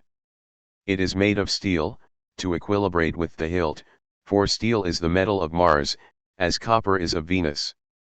Those two planets are male and female and thus reflect the wand and the cup, though in a much lower sense. The hilt is of Venus, for love is the motive of this ruthless analysis. If this were not so, the sword would be a black magical weapon. The pommel of the sword is in Doth, the guard extends to Chesed and Gebera, the point is in Makuth. Some magi make the three spheres of lead, tin, and gold respectively, the moons are silver, and the grip contains quicksilver, thus making the sword symbolic of the 7 planets. But this is a fantasy and affectation. Whoso taketh the sword shall perish by the sword, is not a mystical threat, but a mystical promise. It is our own complexity that must be destroyed. Here is another parable. Peter, the stone of the philosophers, cuts off the ear of Malchus, the servant of the high priest. The ear is the organ of spirit. In analysis, the spiritual part of Makuth must be separated from it by the philosophical stone, and then Christus, the anointed one, makes it whole once more. Salviti coagula. It is noticeable that this takes place at the arrest of Christ, who is the Son, the Ruach, immediately before his crucifixion. The Calvary cross should be of 6 squares, an unfolded cube, which cube is the same philosophical stone. Meditation will reveal many mysteries which are concealed in this symbol. The sword or dagger is attributed to air, all-wandering, all-penetrating, but unstable, not a phenomenon subtle like fire, not a chemical combination like water, but a mixture of gases. The rational mind supports life, but about 79% of it not only refuses itself to enter into combination, but prevents the remaining 21% from doing so. Enthusiasms are checked. The intellect is the great enemy of devotion. One of the tasks of the magician is to manage somehow to separate the oxygen and nitrogen in his mind, to stifle 4/5 so that he may burn up the remainder, a flame of holiness. But this cannot be done by the sword. The sword, necessary as it is to the beginner, is but a crude weapon. Its function is to keep off the enemy or to force a passage through them, and though it must be wielded to gain admission to the palace, it cannot be worn at the marriage feast. One might say that the pantacle is the bread of life, and the sword the knife which cuts it up. One must have ideas, but one must criticize them. The sword, too, is that weapon with which one strikes terror into the demons and dominates them. One must keep the ego lord of the impressions. One must not allow the circle to be broken by the demon, one must not allow any one idea to carry one away. It will readily be seen how very elementary and false all this is, but for the beginner it is necessary. In all dealings with demons the point of the sword is kept downwards, and it should not be used for invocation, as is taught in certain schools of magic. If the sword is raised towards the crown, it is no longer really a sword. The crown cannot be divided. Certainly the sword should not be lifted. The sword may, however, be clasped in both hands, and kept steady and erect, symbolizing that thought has become one with the single aspiration, and burnt up like a flame. This flame is the Shin, the Ruach Alhim, not the mere Ruach Adam. The divine and not the human consciousness. The magician cannot wield the sword unless the crown is on his head. Those magicians, who have attempted to make the sword the sole or even the principal weapon, have only destroyed themselves, not by the destruction of combination, but by the destruction of division. Weakness overcomes strength. The most stable political edifice of history has been that of China, which was founded principally on politeness, and that of India has proved strong enough to absorb its many conquerors. The sword has been the great weapon of the last century. Every idea has been attacked by thinkers, and none has withstood attack. Hence civilization crumbles. No settled principles remain. Today all constructive statesmanship is empiricism or opportunism. It has been doubted whether there is any real relation between mother and child, any real distinction between male and female. The human mind, in despair, seeing insanity imminent in the breaking up of these coherent images, has tried to replace them by ideals which are only saved from destruction, at the very moment of their birth, by their vagueness. The will of the king was at least ascertainable at any moment, nobody has yet devised a means for ascertaining the will of the people. All conscious-willed action is impeded, the march of events is now nothing but inertia. Let the magician consider these matters before he takes the sword in his hand. Let him understand that the Ruach, this loose combination of 6 Sephiroth, only bound together by their attachment to the human will in Tifereth, must be rent asunder. The mind must be broken up into a form of insanity before it can be transcended. David said, "I hate thoughts." The Hindu says, "That which can be thought is not true." Paul said, "The carnal mind is enmity against God." And everyone who meditates, even for an hour, will soon discover how this gusty aimless wind makes his flame flicker. The wind blow it where it listeth. The normal man is less than a straw. The connection between breath and mind has been supposed by some to exist merely in etymology. But the connection is a truer one. In any case there is undoubtedly a connection between the respiratory and mental functions. The student will find this out by practicing pranayama. By this exercise some thoughts are barred, and those which do come into the mind come more slowly than before, so that the mind has time to perceive their falsity and to destroy them. On the blade of the magic sword is etched the name Agla, a notarican formed from the initials of the sentence Ate Jiberli Alam Adonai, to thee be the power unto the ages, O my Lord. And the acid which eats into the steel should be oil of vitriol. Vitriol is a notarican of visita interioritari rectificando in venis occultum lapidum. That is to say, by investigating everything and bringing it into harmony and proportion you will find the hidden stone, the same stone of the philosophers of which mention has already been made, which turns all into gold. This oil which can eat into the steel, is further that which is written, Liber LXV, I, 16, as an acid eats into steel. So am I unto the spirit of man. Note how closely woven into itself is all the symbolism. The center of Ruach being the heart, it is seen that the sword of the Ruach must be thrust by the magician into his own heart. But there is a subsequent task, of which it is spoken Liber 7, v. 47. He shall await the sword of the beloved and bare his throat for the stroke. In the throat is doth the throne of Ruach. Doth is knowledge. This final destruction of knowledge opens the gate of the city of the pyramids. It is also written, Liber CCXX, 3, 11, let the woman be girt with a sword before me. But this refers to the arming of Vedana with Sana, the overcoming of emotion by clarity of perception. It is also spoken, Liber LXV, v. 14, of the sword of Adonai, that hath 4 blades, the blade of the thunderbolt, the blade of the pylon, the blade of the serpent, the blade of the phallus. But this sword is not for the ordinary magician.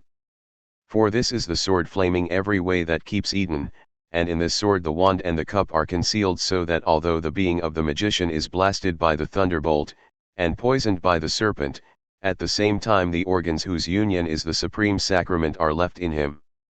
At the coming of Adonai the individual is destroyed in both senses.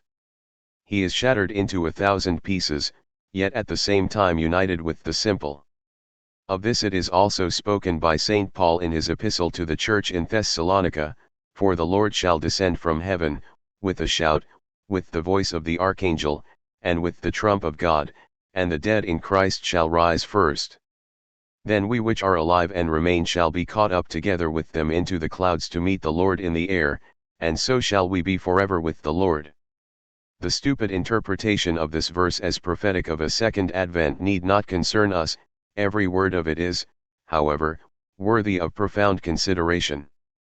The Lord is Adonai, which is the Hebrew for my Lord, and he descends from heaven, the supernal Eden, the Sahasrara Kakra in man, with a shout, a voice, and a trump, again airy cymbals, for it is air that carries sound. These sounds refer to those heard by the adept at the moment of rapture. This is most accurately pictured in the tarot trump called the angel, which corresponds to the letter Shin, the letter of spirit and of breath. The whole mind of man is rent by the advent of Adonai, and is at once caught up into union with him. In the air, the Ruach. Note that etymologically the word, sigma upsilon nu, together with, is the Sanskrit sam, and the Hebrew adni is the Sanskrit adhi. The phrase together with the Lord, is then literally identical with the word samadhi, which is the Sanskrit name of the phenomenon described by St. Paul, this union of the ego and the non-ego, subject and object, this chimical marriage, and thus identical with the symbolism of the rosy cross, under a slightly different aspect. And since marriage can only take place between one and one, it is evident that no idea can thus be united, unless it is simple. Hence every idea must be analyzed by the sword. Hence, too, there must only be a single thought in the mind of the person meditating. One may now go on to consider the use of the sword in purifying emotions into perceptions. It was the function of the cup to interpret the perceptions by the tendencies, the sword frees the perceptions from the web of emotion. The perceptions are meaningless in themselves, but the emotions are worse, for they delude their victim into supposing them significant and true. Every emotion is an obsession. The most horrible of blasphemies is to attribute any emotion to God in the macrocosm, or to the pure soul in the microcosm. How can that which is self-existent, complete, be moved? It is even written that torsion about a point is iniquity. But if the point itself could be moved, it would cease to be itself, for position is the only attribute of the point. The magician must therefore make himself absolutely free in this respect. It is the constant practice of demons to attempt to terrify, to shock, to disgust, to allure. Against all this he must oppose the steel of the sword. If he has got rid the ego idea, this task will be comparatively easy. Unless he has done so, it will be almost impossible. So says the Dhammapada. Me he abused, and me he beat, he robbed me, he insulted me.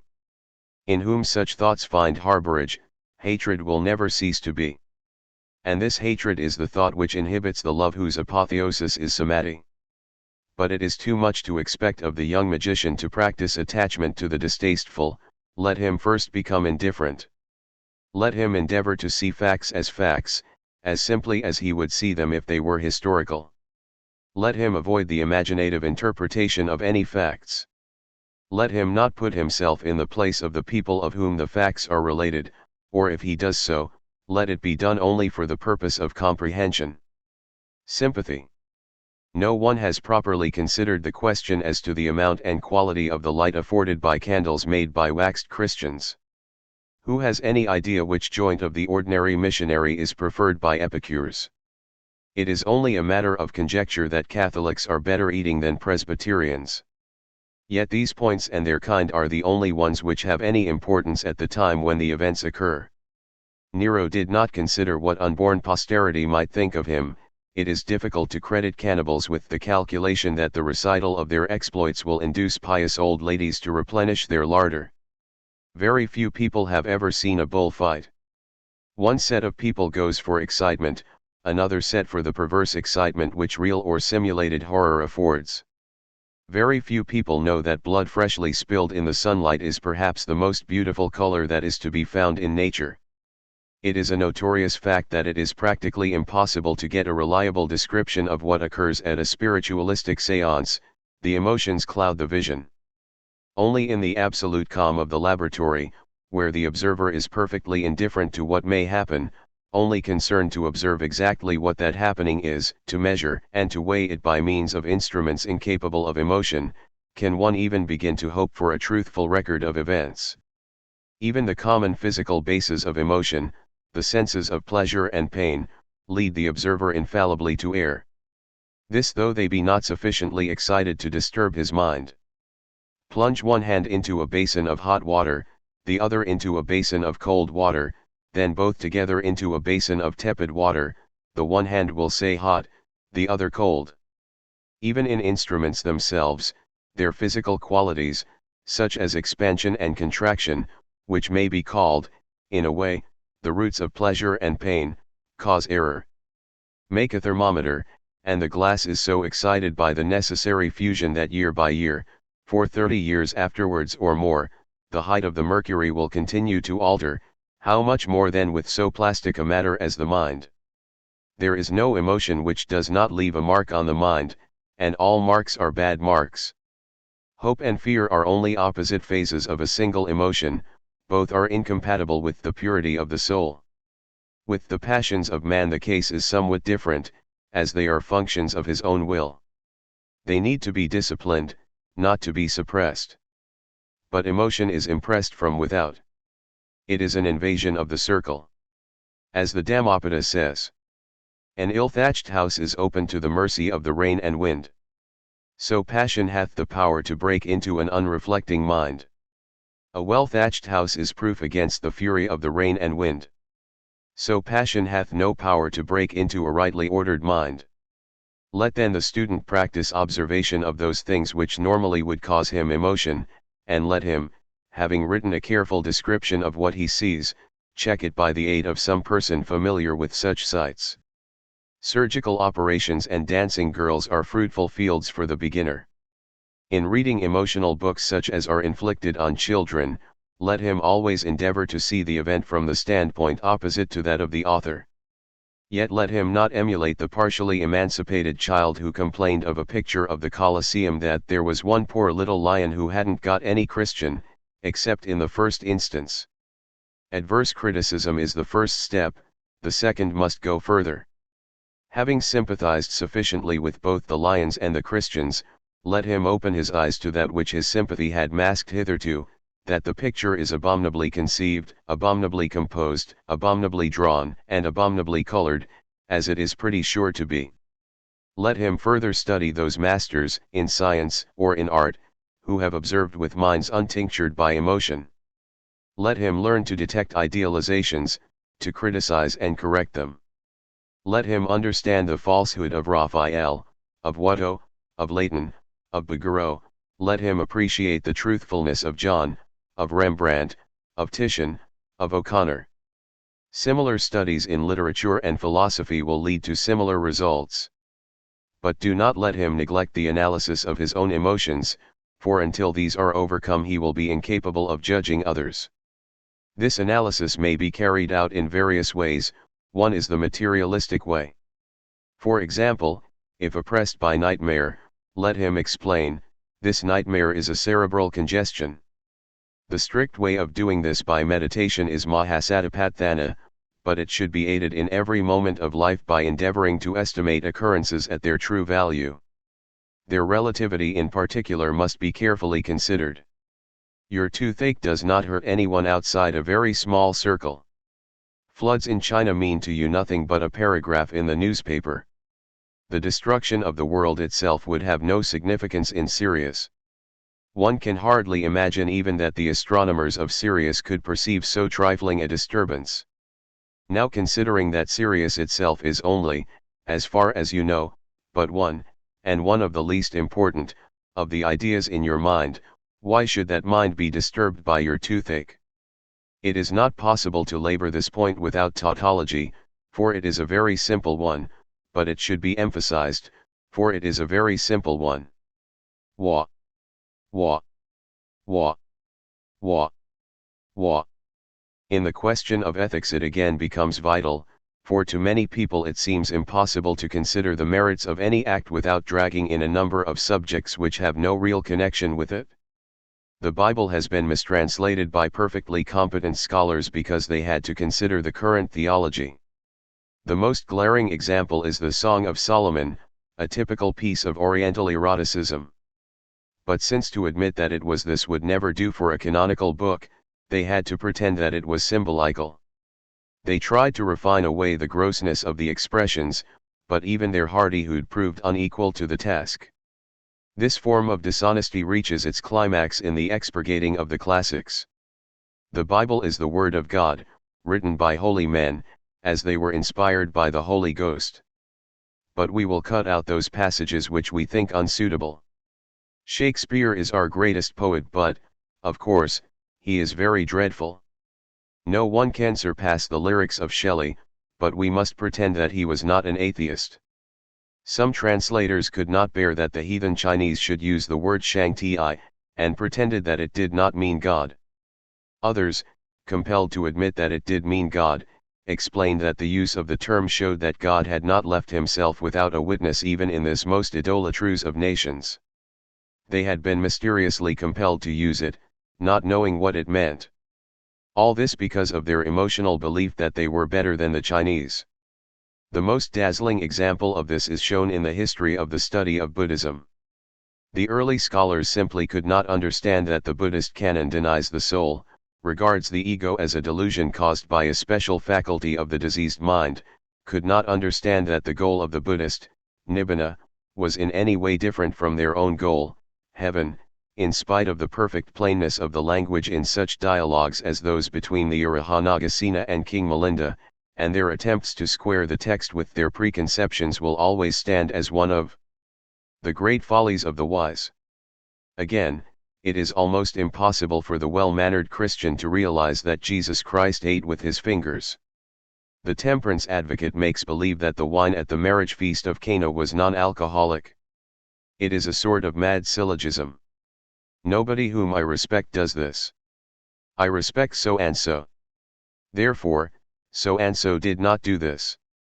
The moralist of today is furious when one points to the fact that practically every great man in history was grossly and notoriously immoral. Enough of this painful subject. As long as we try to fit facts to theories instead of adopting the scientific attitude of altering the theories, when necessary, to fit the facts, we shall remain mired in falsehood. The religious taunt the scientific man with this open-mindedness, with this adaptability. Tell a lie and stick to it. Is their golden rule. Chapter 9. The Pantacle. As the magic cup is the heavenly food of the Magus, so is the magic pantacle his earthly food. The wand was his divine force, and the sword his human force. The cup is hollow to receive the influence from above. The pantacle is flat like the fertile plains of earth. The name pantacle implies an image of the all, Omnin Parvo, but this is by a magical transformation of the pantacle. Just as we made the sword symbolical of everything by the force of our magic, so do we work upon the pantacle.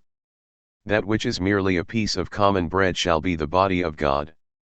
The wand was the will of man, his wisdom, his word, the cup was his understanding, the vehicle of grace, the sword was his reason, and the pantacle shall be his body, the temple of the Holy Ghost. What is the length of this temple? From north to south. What is the breadth of this temple? From east to west. What is the height of this temple? From the abyss to the abyss. There is, therefore, nothing movable or immovable under the whole firmament of heaven which is not included in this pantacle, though it be but 8 inches in diameter, and in thickness half an inch. Fire is not matter at all, water is a combination of elements, air almost entirely a mixture of elements, earth contains all both in admixture and in combination. So must it be with this pantacle, the symbol of earth. And as this pantacle is made of pure wax, do not forget that everything that lives is holy. All phenomena are sacraments. Every fact, and even every falsehood, must enter into the pantacle. It is the great storehouse from which the magician draws. In the brown cakes of corn we shall taste the food of the world and be strong. When speaking of the cup, it was shown how every fact must be made significant, how every stone must have its proper place in the mosaic. Woe were it were one stone misplaced. But that mosaic cannot be wrought at all, well or ill, unless every stone be there. These stones are the simple impressions or experiences, not one may be foregone. Do not refuse anything merely because you know that it is the cup of poison offered by your enemy. Drink it with confidence, it is he that will fall dead. How can I give Cambodian art its proper place in art, if I have never heard of Cambodia? How can the geologist estimate the age of what lies beneath the chalk unless he have a piece of knowledge totally unconnected with geology, the life history of the animals of whom that chalk is the remains? This then is a very great difficulty for the magician. He cannot possibly have all experience, and though he may console himself philosophically with the reflection that the universe is conterminous with such experience as he has, he will find it grow at such a pace during the early years of his life that he may almost be tempted to believe in the possibility of experiences beyond his own, and from a practical standpoint he will seem to be confronted with so many avenues of knowledge that he will be bewildered which to choose. The ass hesitated between two thistles, how much more that greater ass, that incomparably greater ass, between 2,000. Fortunately it does not matter very much, but he should at least choose those branches of knowledge which abut directly upon universal problems. He should choose not one but several, and these should be as diverse as possible in nature. It is important that he should strive to excel in some sport, and that sport should be the one best calculated to keep this body in health. He should have a thorough grounding in classics, mathematics, and science, also enough general knowledge of modern languages and of the shifts of life to enable him to travel in any part of the world with ease and security. History and geography he can pick up as he wants them, and what should interest him most in any subject is its links with some other subject, so that his pantacle may not lack what painters call composition. He will find that, however good his memory may be, 10,000 impressions enter his mind for every one that it is able to retain even for a day. And the excellence of a memory lies in the wisdom of its selection. The best memories so select and judge that practically nothing is retained which has not some coherence with the general plan of the mind. All pantacles will contain the ultimate conceptions of the circle and the cross, though some will prefer to replace the cross by a point, or by a tau, or by a triangle. The vesica Pisces is sometimes used instead of the circle, or the circle may be glyphed as a serpent. Time and space and the idea of causality are sometimes represented, so also are the three stages in the history of philosophy, in which the three objects of study were successively nature, God, and man. The duality of consciousness is also sometimes represented, and the tree of life itself may be figured therein, or the categories. An emblem of the great work should be added. But the pantacle will be imperfect unless each idea is contrasted in a balanced manner with its opposite, and unless there is a necessary connection between each pair of ideas and every other pair. The neophyte will perhaps do well to make the first sketches for his pantacle very large and complex, subsequently simplifying, not so much by exclusion as by combination, just as a zoologist, beginning with the four great apes and man, combines all in the single word primate. It is not wise to simplify too far, since the ultimate hieroglyphic must be an infinite. The ultimate resolution not having been performed, its symbol must not be portrayed. If any person were to gain access to VVVVV, and ask him to discourse upon any subject, there is little doubt that he could only comply by an unbroken silence, and even that might not be wholly satisfactory, since the Tao Te King says that the Tao cannot be declared either by silence or by speech. In this preliminary task of collecting materials, the idea of the ego is not of such great moment. All impressions are phases of the non-ego, and the ego serves merely as a receptacle. In fact, to the well-regulated mind, there is no question but that the impressions are real, and that the mind, if not a tabula rasa, is only not so because of the tendencies or innate ideas which prevent some ideas from being received as readily as others. These tendencies must be combated, distasteful facts should be insisted upon until the ego is perfectly indifferent to the nature of its food. Even as the diamond shall glow red for the rose, and green for the rose leaf, so shalt thou abide apart from the impressions. This great task of separating the self from the impressions or vrittis is one of the main meanings of the aphorism salve, corresponding to the coagula implied in samadhi, and this pantacle therefore represents all that we are, the resultant of all that we had a tendency to be. In the Dhammapada we read, all that we are from mind results, on mind is founded, built of mind. Who acts or speaks with evil thought him doth pain follow sure and blind. So the ox plants his foot, and so the car wheel follows hard behind. All that we are from mind results, on mind is founded, built of mind. Who acts or speaks with righteous thought him happiness doth surely find. So failing not the shadow falls forever in its place assigned. The pantacle is then in a sense identical with the karma or kamma of the magician. The karma of a man is his ledger. The balance has not been struck and he does not know what it is, he does not even fully know what debts he may have to pay, or what is owed him, nor does he know on what dates even those payments which he anticipates may fall due.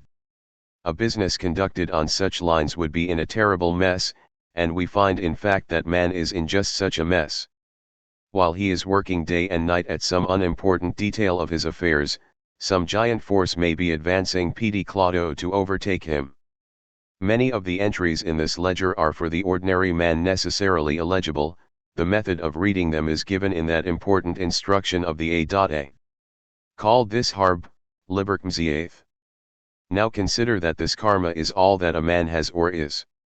His ultimate object is to get rid of it completely when it comes to the point of surrendering the self to the beloved, but in the beginning the magician is not that self, he is only the heap of refuse from which that self is to be built up. The magical instruments must be made before they are destroyed. This idea of karma has been confused by many who ought to have known better, including the Buddha, with the ideas of poetic justice and of retribution. We have the story of one of the Buddha's arahats, who being blind, in walking up and down unwittingly killed a number of insects. The Buddhist regards the destruction of life as the most shocking crime.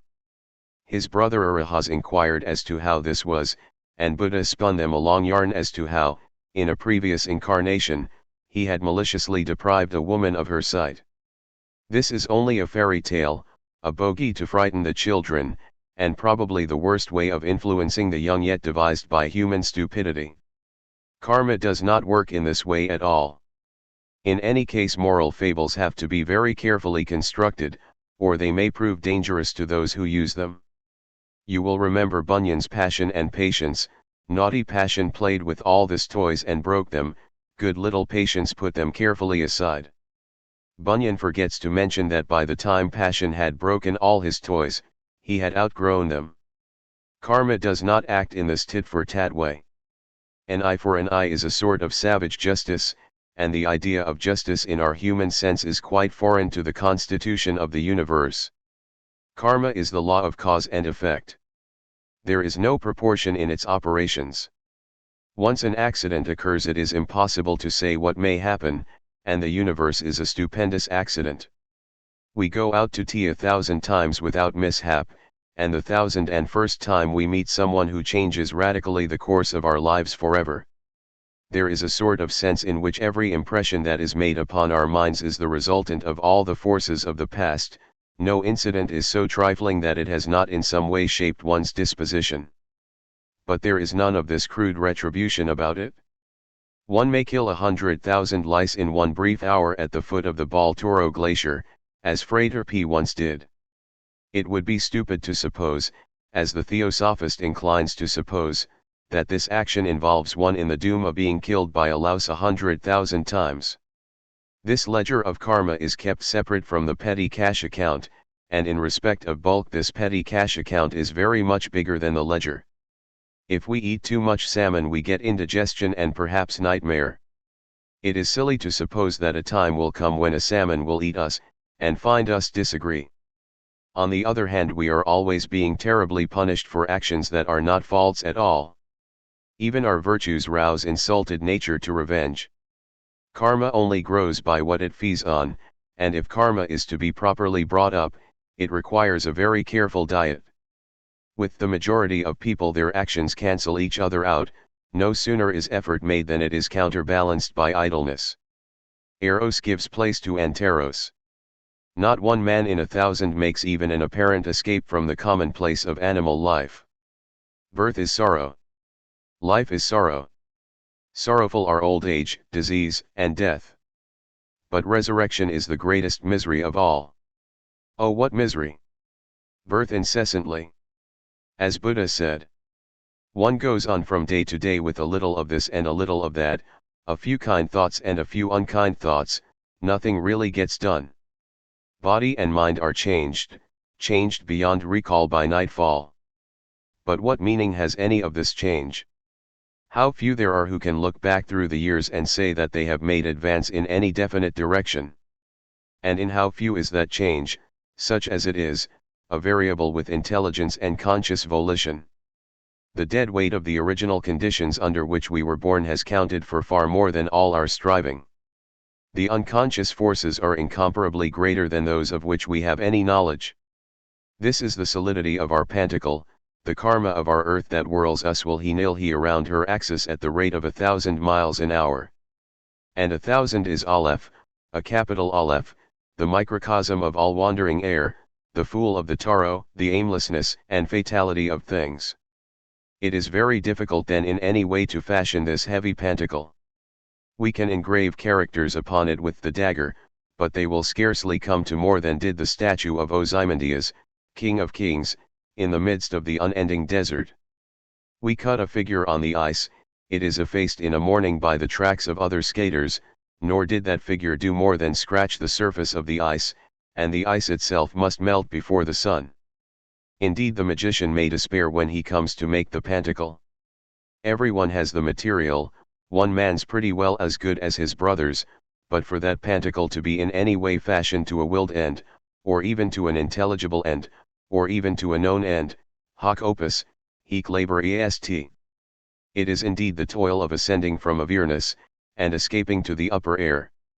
In order to do it, it is most necessary to understand our tendencies, and to will the development of one, the destruction of another. And though all elements in the pantacle must ultimately be destroyed, yet some will help us directly to reach a position from which this task of destruction becomes possible, and there is no element therein which may not be occasionally helpful. And so beware. Select. Select. Select. This pantacle is an infinite storehouse, things will always be there when we want them. We may see to it occasionally that they are dusted and the moth kept out, but we shall usually be too busy to do much more. Remember that in traveling from the earth to the stars, one dare not be encumbered with too much heavy luggage. Nothing that is not a necessary part of the machine should enter into its composition. Now, though this pantacle is composed only of shams, some shams somehow seem to be more false than others. The whole universe is an illusion, but it is an illusion difficult to get rid of. It is true compared with most things. But 99 out of every 100 impressions are false even in relation to the things on their own plane.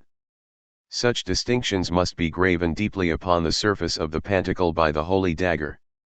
There is only one other of the elemental instruments to be considered, namely the lamp. Chapter X. The lamp. In Libere Vel Armorum, the official instruction of the A.A. For the preparation of the elemental weapons, it is said that each symbolic representation of the universe is to be approved by the superior of the magician.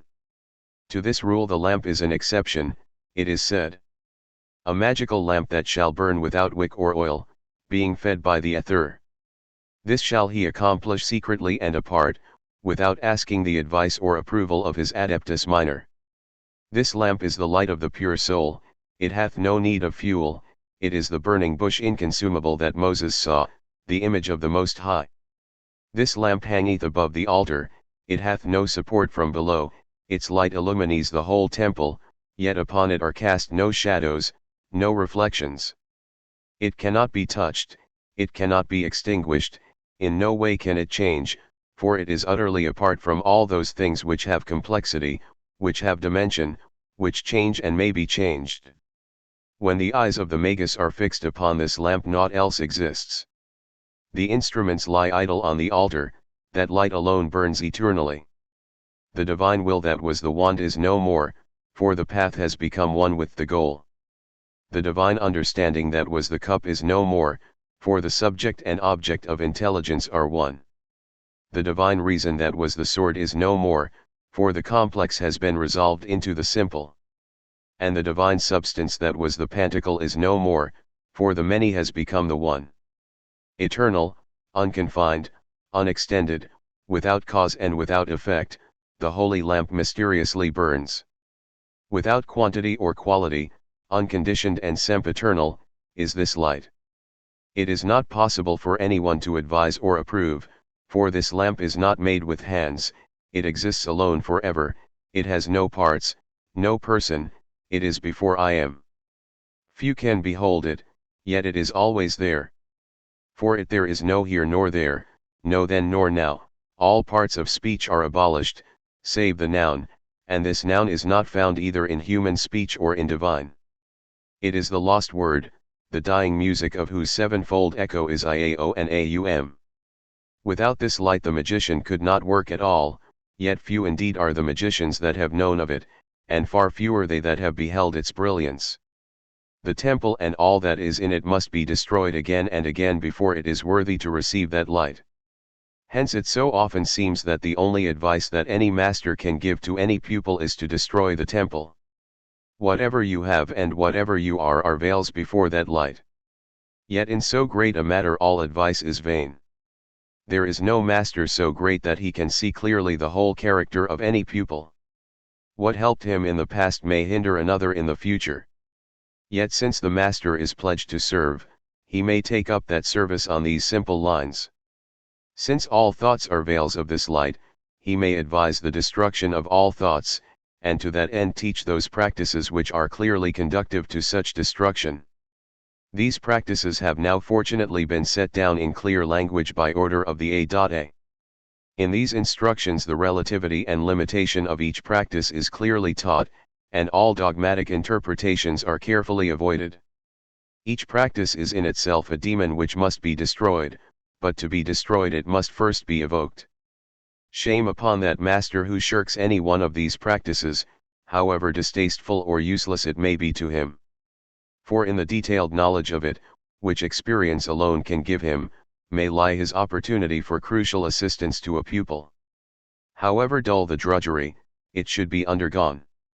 If it were possible to regret anything in life, which is fortunately not the case, it would be the hours wasted in fruitful practices which might have been more profitably employed on sterile ones, for Nemo in tending his garden seeked not to single out the flower that shall be Nemo after him.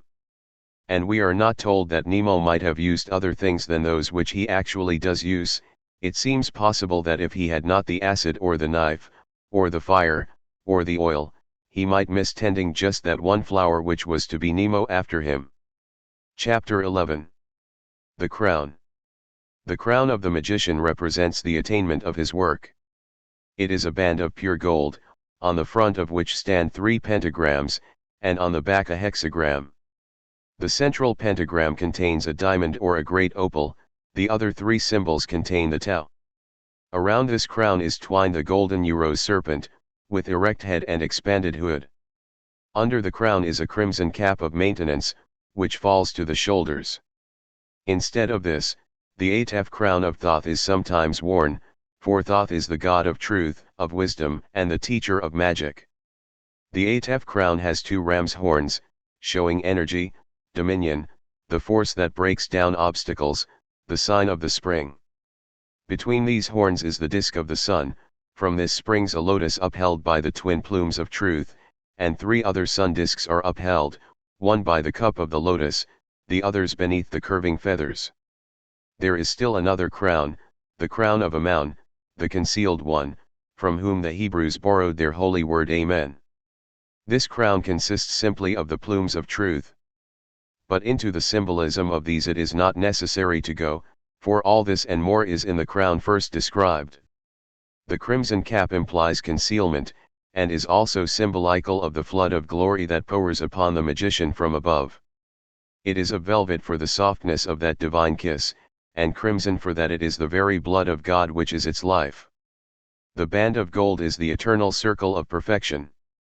The 3 pentagrams symbolize the Father, the Son, and the Holy Spirit, while the hexagram represents the magician himself. Ordinarily, pentagrams represent the microcosm, hexagrams the macrocosm, but here the reverse is the case, because in this crown of perfection, that which is below has become that which is above, and that which is above had become that which is below. If a diamond be worn, it is for the light which is before all manifestations in form; if an opal, it is to commemorate that sublime plan of the all, to fold and unfold in eternal rapture, to manifest as the many that the many may become the one unmanifest. But this matter is too great for an elementary treatise on magic. The serpent which is coiled about the crown means many things, or, rather, one thing in many ways. It is the symbol of royalty and of initiation, for the magician is anointed king and priest. It also represents Hadad, of which one can here only quote these words: I am the secret serpent coiled about to spring, in my coiling there is joy. If I lift up my head, I and my newt are one, if I droop down mine head and shoot forth venom, there is rapture of the earth, and I and the earth are one. The serpent is also the Kundalini serpent, the magical force itself, the manifesting side of the Godhead of the magician, whose unmanifested side is peace and silence, of which there is no symbol. In the Hindu system the great work is represented by saying that the serpent, which is normally coiled at the base of the spine, rises with her hood over the head of the yogi, there to unite with the Lord of all. The serpent is also he who poisons. It is that force which destroys the manifested universe. This is also the emerald snake which encircles the universe. This matter must be studied in Liber LXV, where this is discussed incomparably. In the hood of the serpent are the 6 jewels, 3 on each side, ruby, emerald, and sapphire, the 3 holy elements made perfect, on both sides in equilibrium. Chapter 12. The robe. The robe of the magician may be varied according to his grade and the nature of his working. There are 2 principal robes, the white and the black. Of these the black is more important than the white, for the white has no hood. These robes may be varied by the addition of various symbols, but in any case the shape of the robe is a tau. The general symbolism which we have adopted leads us, however, to prefer the description of a robe which few dare wear. This robe is of a rich silk of deep pure blue, the blue of the night sky. It is embroidered with golden stars, and with roses and lilies. Around the hem, its tail in its mouth, is the great serpent, while upon the front from neck to hem falls the arrow described in the vision of the 5th ether. This robe is lined with purple silk on which is embroidered a green serpent coiled from neck to hem. The symbolism of this robe treats of high mysteries which must be studied in Liber CCXX and Liber XVIII, but having thus dealt with special robes, let us consider the use of the robe in general. The robe is that which conceals, and which protects the magician from the elements. It is the silence and secrecy with which he works, the hiding of himself in the occult life of magic and meditation. This is the going away into the wilderness which we find in the lives of all men of the highest types of greatness. And it is also the withdrawing of oneself from life as such. In another sense it is the aura of the magician, that invisible egg or sheath which surrounds him. This aura must be shining, elastic, impenetrable, even by the light, that is, by any partial light that comes from one side. The only light of the magician is from the lamp which hangs above his head, as he stands in the center of the circle, and the robe, being open at the neck, opposes no obstacles to the passage of this light. And being open, and very wide open, at the bottom, it permits that light to pass and illumine them that sit in darkness and in the shadow of death. Chapter 13. The Book. The Book of Spells or of Conjurations is the record of every thought, word, and deed of the magician, for everything that he has willed is willed to a purpose. It is the same as if he had taken an oath to perform some achievement. Now this book must be a holy book, not a scribbling book in which you jot down every piece of rubbish that comes into your head. It is written, Liber 7, v. 23, every breath, every word, every thought, every deed is an act of love with thee. Be this devotion a potent spell to exorcise the demons of the five. This book must then be thus written. In the first place the magician must perform the practice laid down in Liber 8 so that he understands perfectly who he is, and to what his development must necessarily tend. So much for the first page of the book. Let him then be careful to write nothing therein that is inharmonious or untrue. Nor can he avoid this writing, for this is a magic book. If you abandon even for an hour the one purpose of your life, you will find a number of meaningless scratches and scrawls on the white vellum, and these cannot be erased. In such a case, when you come to conjure a demon by the power of the book, he will mock you, he will point to all this foolish writing, more like his own than yours. In vain will you continue with the subsequent spells, you have broken by your own foolishness the chain which would have bound him. Even the calligraphy of the book must be firm, clear, and beautiful. In the cloud of incense it is hard to read the conjurations.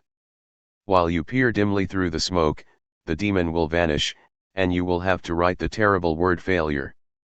And yet there is no page of this book on which this word is not written, but so long as it is immediately followed by a new affirmation, all is not lost, and as in this book the word failure is thus made of little account, so also must the word success never be employed, for it is the last word that may be written therein, and it is followed by a full stop. This full stop may never be written anywhere else, for the writing of the book goes on eternally. There is no way of closing the record until the goal of all has been attained. Let every page of this book be filled with song, for it is a book of incantation. Chapter 14. The Bell. The magical bell is best attached to the chain. In some systems of magic a number of bells have been worn, sewn upon the hem of the robe with the idea of symbolizing that every movement of the magician should make music. But the bell of which we shall speak is a more important implement. This bell summons and alarms, and it is also the bell which sounds at the elevation of the host. It is thus also the astral bell of the magician. The bell of which we speak is a disc of some 2 inches in diameter, very slightly bent into a shape not unlike that of a cymbal. A hole in the center permits the passage of a short leather thong, by which it may be attached to the chain. At the other end of the chain is the striker, which, in Tibet, is usually made of human bone. The bell itself is made of electrum magicum, an alloy of the 7 metals blended together in a special manner. First the gold is melted up with the silver during a favorable aspect of the sun and moon, these are then fused with tin when Jupiter is well dignified. Lead is added under an auspicious Saturn, and so for the quicksilver, copper, and iron, when Mercury, Venus, and Mars are of good augury. The sound of this bell is indescribably commanding, solemn, and majestic. Without even the minutest jar, its single notes tinkle fainter and fainter into silence. At the sound of this bell the universe ceases for an indivisible moment of time, and attends to the will of the magician. Let him not interrupt the sound of this bell. Let this be that which is written, Liber 7, v. 31, there is a solemnity of the silence. There is no more voice at all. As the magical book was the record of the past, so is the magic bell the prophecy of the future. The manifested shall repeat itself again and again, always a clear thin note, always a simplicity of music, yet ever less and less disturbing the infinite silence until the end. Chapter 15. The Layman. The breastplate or layman of the magician is a very elaborate and important symbol. In the Jewish system we read that the high priest was to wear a plate with 12 stones, for the 12 tribes of Israel, with all their correspondences, and in this plate were kept the Urim and Thummim. The modern layman is, however, a simple plate which, being worn over the heart, symbolizes Tifereth, and it should therefore be a harmony of all the other symbols in one. It connects naturally by its shape with the circle and the pentacle, but it is not sufficient to repeat the design of either. The layman of the spirit whom one wishes to evoke is both placed in the triangle and worn on the breast, but in this case, since that which we wish to evoke in nothing partial, but whole, we shall have but a single symbol to combine the two. The great work will then form the subject of the design. In this layman the magician must place the secret keys of his power. The pentacle is merely the material to be worked upon, gathered together and harmonized but not yet in operation, the parts of the engine arranged for use, or even put together, but not yet set in motion. In the layman these forces are already at work, even accomplishment is prefigured. In the system of Abram Elin the layman is a plate of silver upon which the holy guardian angel writes in dew. This is another way of expressing the same thing, for it is he who confers the secrets of that power which should be herein expressed. Saint Paul expresses the same thing when he says that the breastplate is faith, and can withstand the fiery darts of the wicked.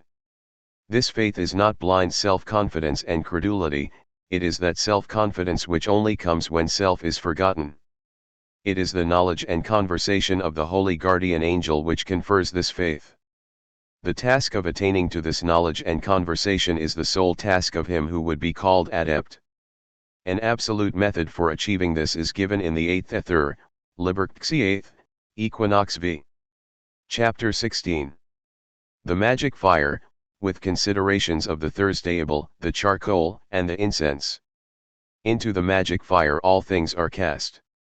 It symbolizes the final burning up of all things in Shivadarshana. It is the absolute destruction alike of the magician and the universe. The Thursdayable stands upon a small altar. My altar is of open brass work, burned thereon in silver or gold. This altar stands in the east, as if to symbolize the identity of hope and annihilation. This brass contains the metals of Jupiter and Venus fused in a homogeneous alloy. This is then symbolical of divine love, and it is open brass work because this love is not limited in direction or extent, it is not particularized, it is universal. Upon this altar stands the censer proper, it has 3 legs symbolical of fire. Its cup is a hemisphere, and supported from its edge is a plate pierced with holes. This censer is of silver or gold, because there were called the perfect metals, it is upon perfection that the imperfect is burned. Upon this plate burns a great fire of charcoal, impregnated with niter. This charcoal is, as chemists now begin to surmise, the ultimate protean element, absolutely black, because it absorbs all light, infusible by the application of any known heat, the lightest of those elements which occur in the solid state in nature, the essential constituent of all known forms of life.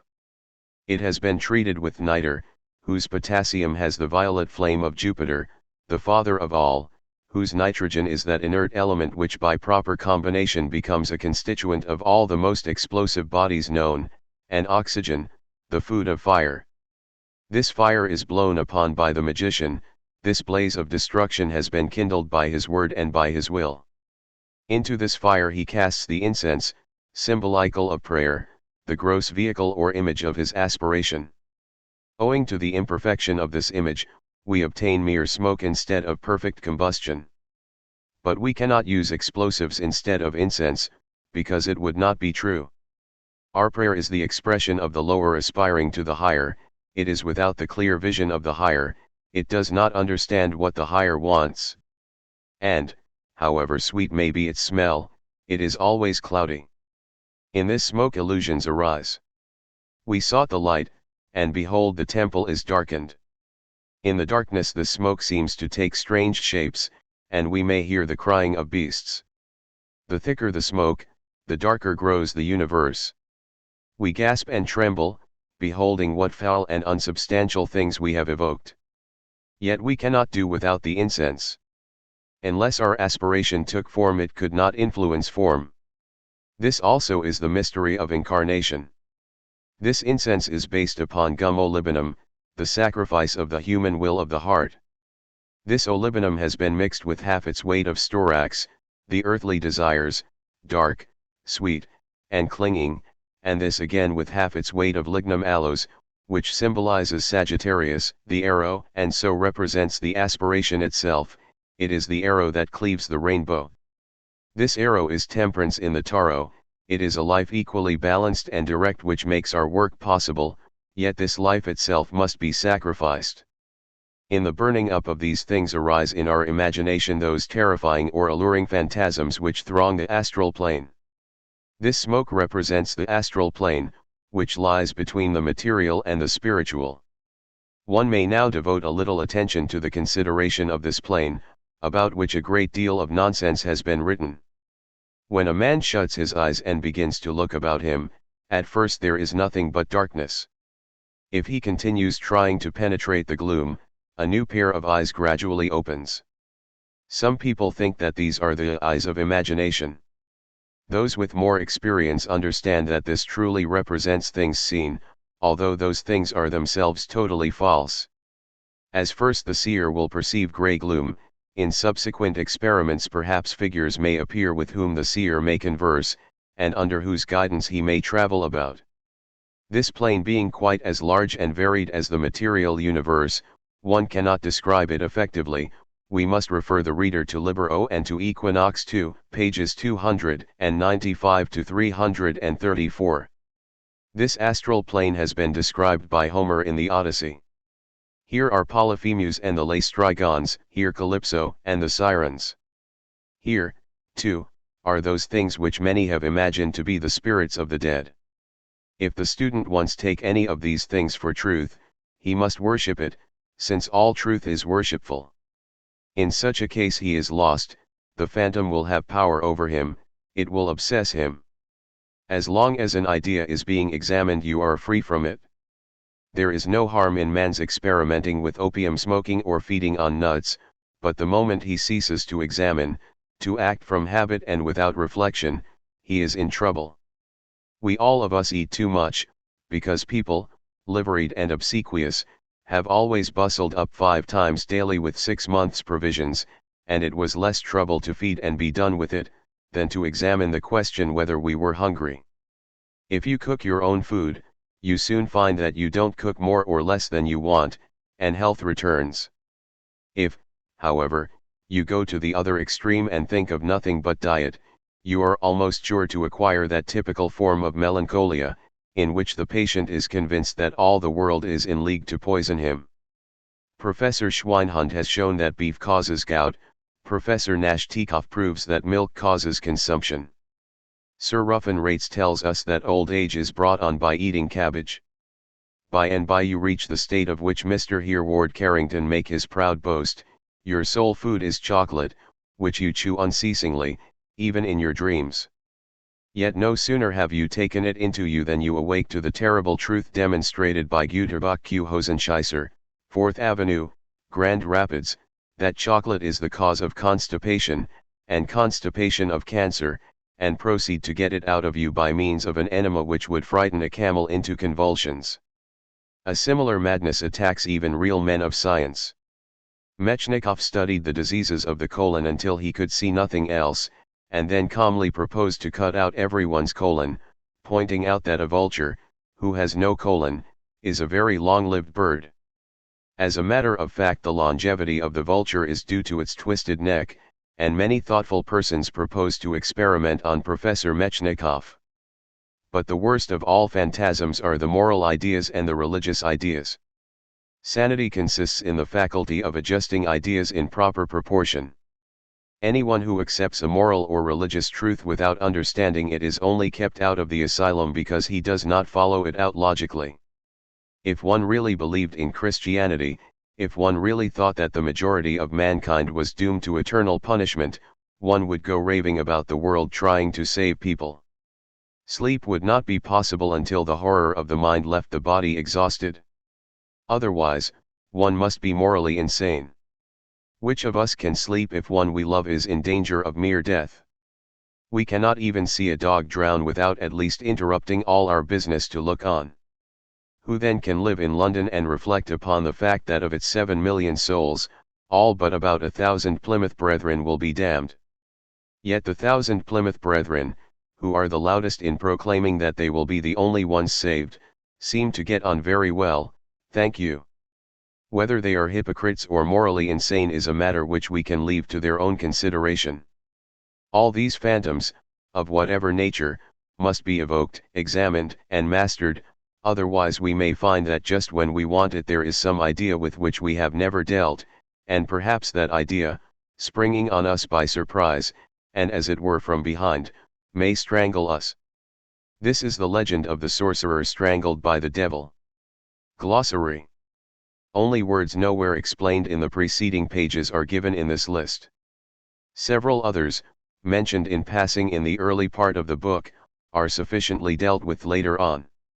In these cases the references in the index should be turned up.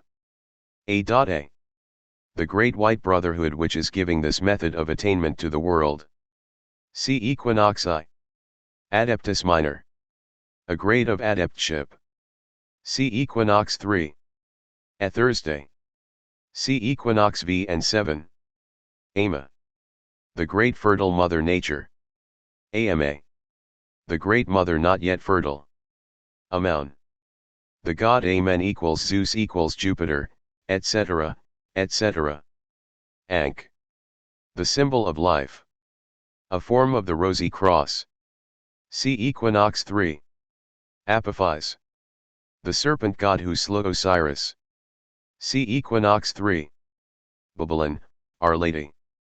See Equinox V, the vision and voice, 14th Ether.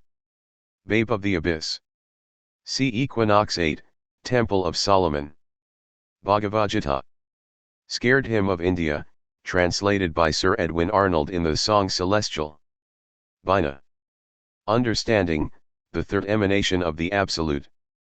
Caduceus. The Wand of Mercury. See Equinox 2 and 3. Kila. Pupil. Chesid. Mercy, the fourth emanation of the Absolute. Chakma. Wisdom, the second emanation of the Absolute. Koronzon. See Equinox V, the vision and the voice, 10th Ether. City of the Pyramids. See Equinox V, the vision and the voice, 14th Ether. Crux and Seda. Same as Ankh, QV. Doth. Knowledge, child of Chakma and Bina in one sense, in another, the home of Koronzon. Dhammapada. A sacred Buddhist book. Elemental Kings. C 777. Gabera. Strength, the fifth emanation of the Absolute. Gunas. Three principles. See Bhagavad Gita 6 777, etc. Guru. Teacher. Hadad. See Liber Legis, Equinox 7. Also Liber 555. Hatha Yoga Pradipika. A book on physical training for spiritual purposes. Had. Splendor, the eighth emanation of the Absolute. Kama. Pali dialect of karma, QV. Karma. That which is made, the law of cause and effect. See Science and Buddhism, Crowley, Col. Works, Volume 2. Kether. The crown, first emanation of the Absolute. Lao Tzu. Great Chinese teacher, founder of Taoists. See Tao Te Ching. Liber Legis. See Equinox 7 for facsimile reproduction of MS. Lingam. The unity or male principle. But these have many symbols, example sometimes yoni is 0 or 3 and lingam 2. Lingam yoni. A form of the rosy cross. Macro-cosm. The great universe, of which man is an exact image. Magus. A magician. Technically, also, a master of the grade 9 degree equals 2 square. See Equinox 7, Liber I, and elsewhere. Mahalingam. See Lingam. Maha means great. Maha Satipatthana. A mode of meditation. Maka. A young girl. The bride. The unredeemed soul. Makath. The kingdom, 10th emanation of the Absolute. Mantra Yoga. A practice to attain union with God by repetition of a sacred sentence. Master of the Temple. 1 of grade 8 degree equals 3 square. Fully discussed in Equinox. Microcosm. Man, considered as an exact image of the universe. Nefesh. The animal soul of man. Netzach. Victory, the 7th emanation of the Absolute. Nibbana. The state called, for want of a better name, annihilation. The final goal. Nirvana. See Nibbana. Nude. See Liber Legis. Paths. See 777, and Equinox 2 and elsewhere. Perdue Rabo, Frater. See Equinox IX, the Temple of Solomon the King. Prana. See Raja Yoga. Kabbalah. See the tradition of secret wisdom of the Hebrews, Equinox V. Qliphoth. Shells or demons. The excrement of ideas. Areho Urkud. See Liber Legis. Ruach. The intellect and other mental qualities. See 777, etc. Sahasrara Kakra. The Temple of Solomon the King. See Equinox 4. Samasati. See the training of the mind, Equinox V, and the Temple of Solomon, Equinox 8. Sankhara. See Science and Buddhism. Sana. See Science and Buddhism. Sephiroth. See Temple of Solomon, Equinox V. Shin. A tooth. Hebrew letter equals sh, corresponds to fire and spirit. Shiva Sanhita. A Hindu treatise on physical training for spiritual ends. Skandhas. See Science and Buddhism. Tao. See Kongs Om Pax, Tien Tao. 777, etc. Tao Te King. Chinese classic of the Tao. Taro. See 777, Equinox 3 and 8, etc., etc. Tao. A cross, Hebrew letter equals th corresponds to earth. See 777. Thaumiel. The demons corresponding to Kether. Two contending forces. Theosophist. A person who talks about yoga, and does no work. Thoth. The Egyptian god of speech, magic, wisdom. Tifereth. Beauty or harmony, the 6th emanation of the Absolute. Typhon. The destroyer of Osiris. Udana. One of the imaginary nerves of Hindu pseudo-physiology. Vedana. See Science and Buddhism, Crowley, Col. Works, Volume 2. Vesica, Vesica Pisces. See Yoni. The oval formed by the intersection of the circles in Euclid I, 1. Virakam, Sarar. Aquila of Frater Perdue Rabo. Verdes. Impressions. Yezid. Foundation, the 9th emanation of the Absolute. Yogi. One who seeks to attain union with God. A Hindu word corresponding to the Mohammedan word fakir. Yoni. The dyad, or female principle. See Lingam. Zohar. Splendor, a collection of books on the Kabbalah. See the Temple of Solomon the King, Equinox V. Notice. The A.A. is an organization whose heads have obtained by personal experience to the summit of this science. They have founded a system by which everyone can equally attain, and that with an ease and speed which was previously impossible. The first grade in their system is that of student. A student must possess the following books: The Equinox, 777. Kongs Om Pax. Collected works of A. Crowley, Tannhauser, The Sword of Song, Time, Eleusis. 3 volumes. Raja Yoga, by Swami Vivekananda. the Shiva Sanhita, or the Hatha Yoga Pradipika.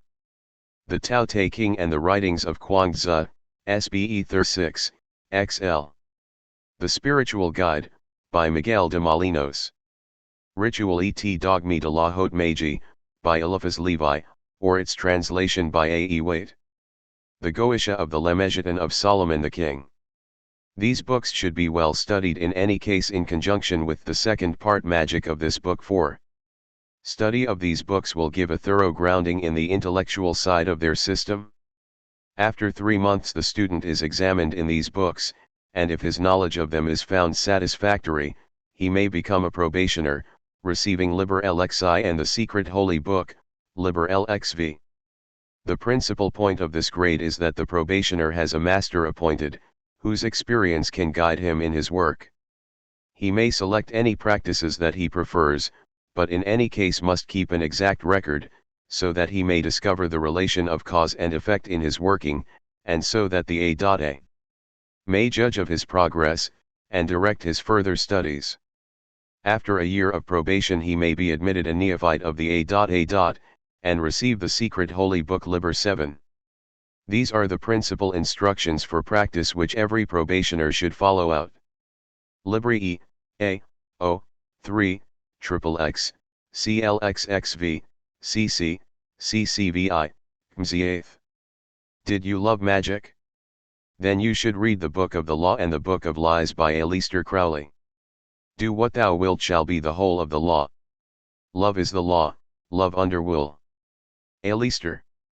Crowley's black magic masterpiece The Book of the Law is the central sacred text of Thelema, written or channeled by Crowley in 1904, who claimed it was dictated to him by a disembodied entity named Iwas while he spent the night in the king's chamber of the Great Pyramid of Giza. The Book of Lies consists of 93 chapters, each of which consists of 1 page of text. The chapters include a question mark, poems, rituals, instructions, and obscure allusions and cryptograms. The subject of each chapter is generally determined by its number and its corresponding Kabbalistic meaning. This is the original 1912 public domain text without Aleister Crowley's 1921 commentary and without any later additions by others. As Crowley describes it, this book deals with many matters on all planes of the very highest importance. It is an official publication for babes of the abyss, but is recommended even to beginners as highly suggestive.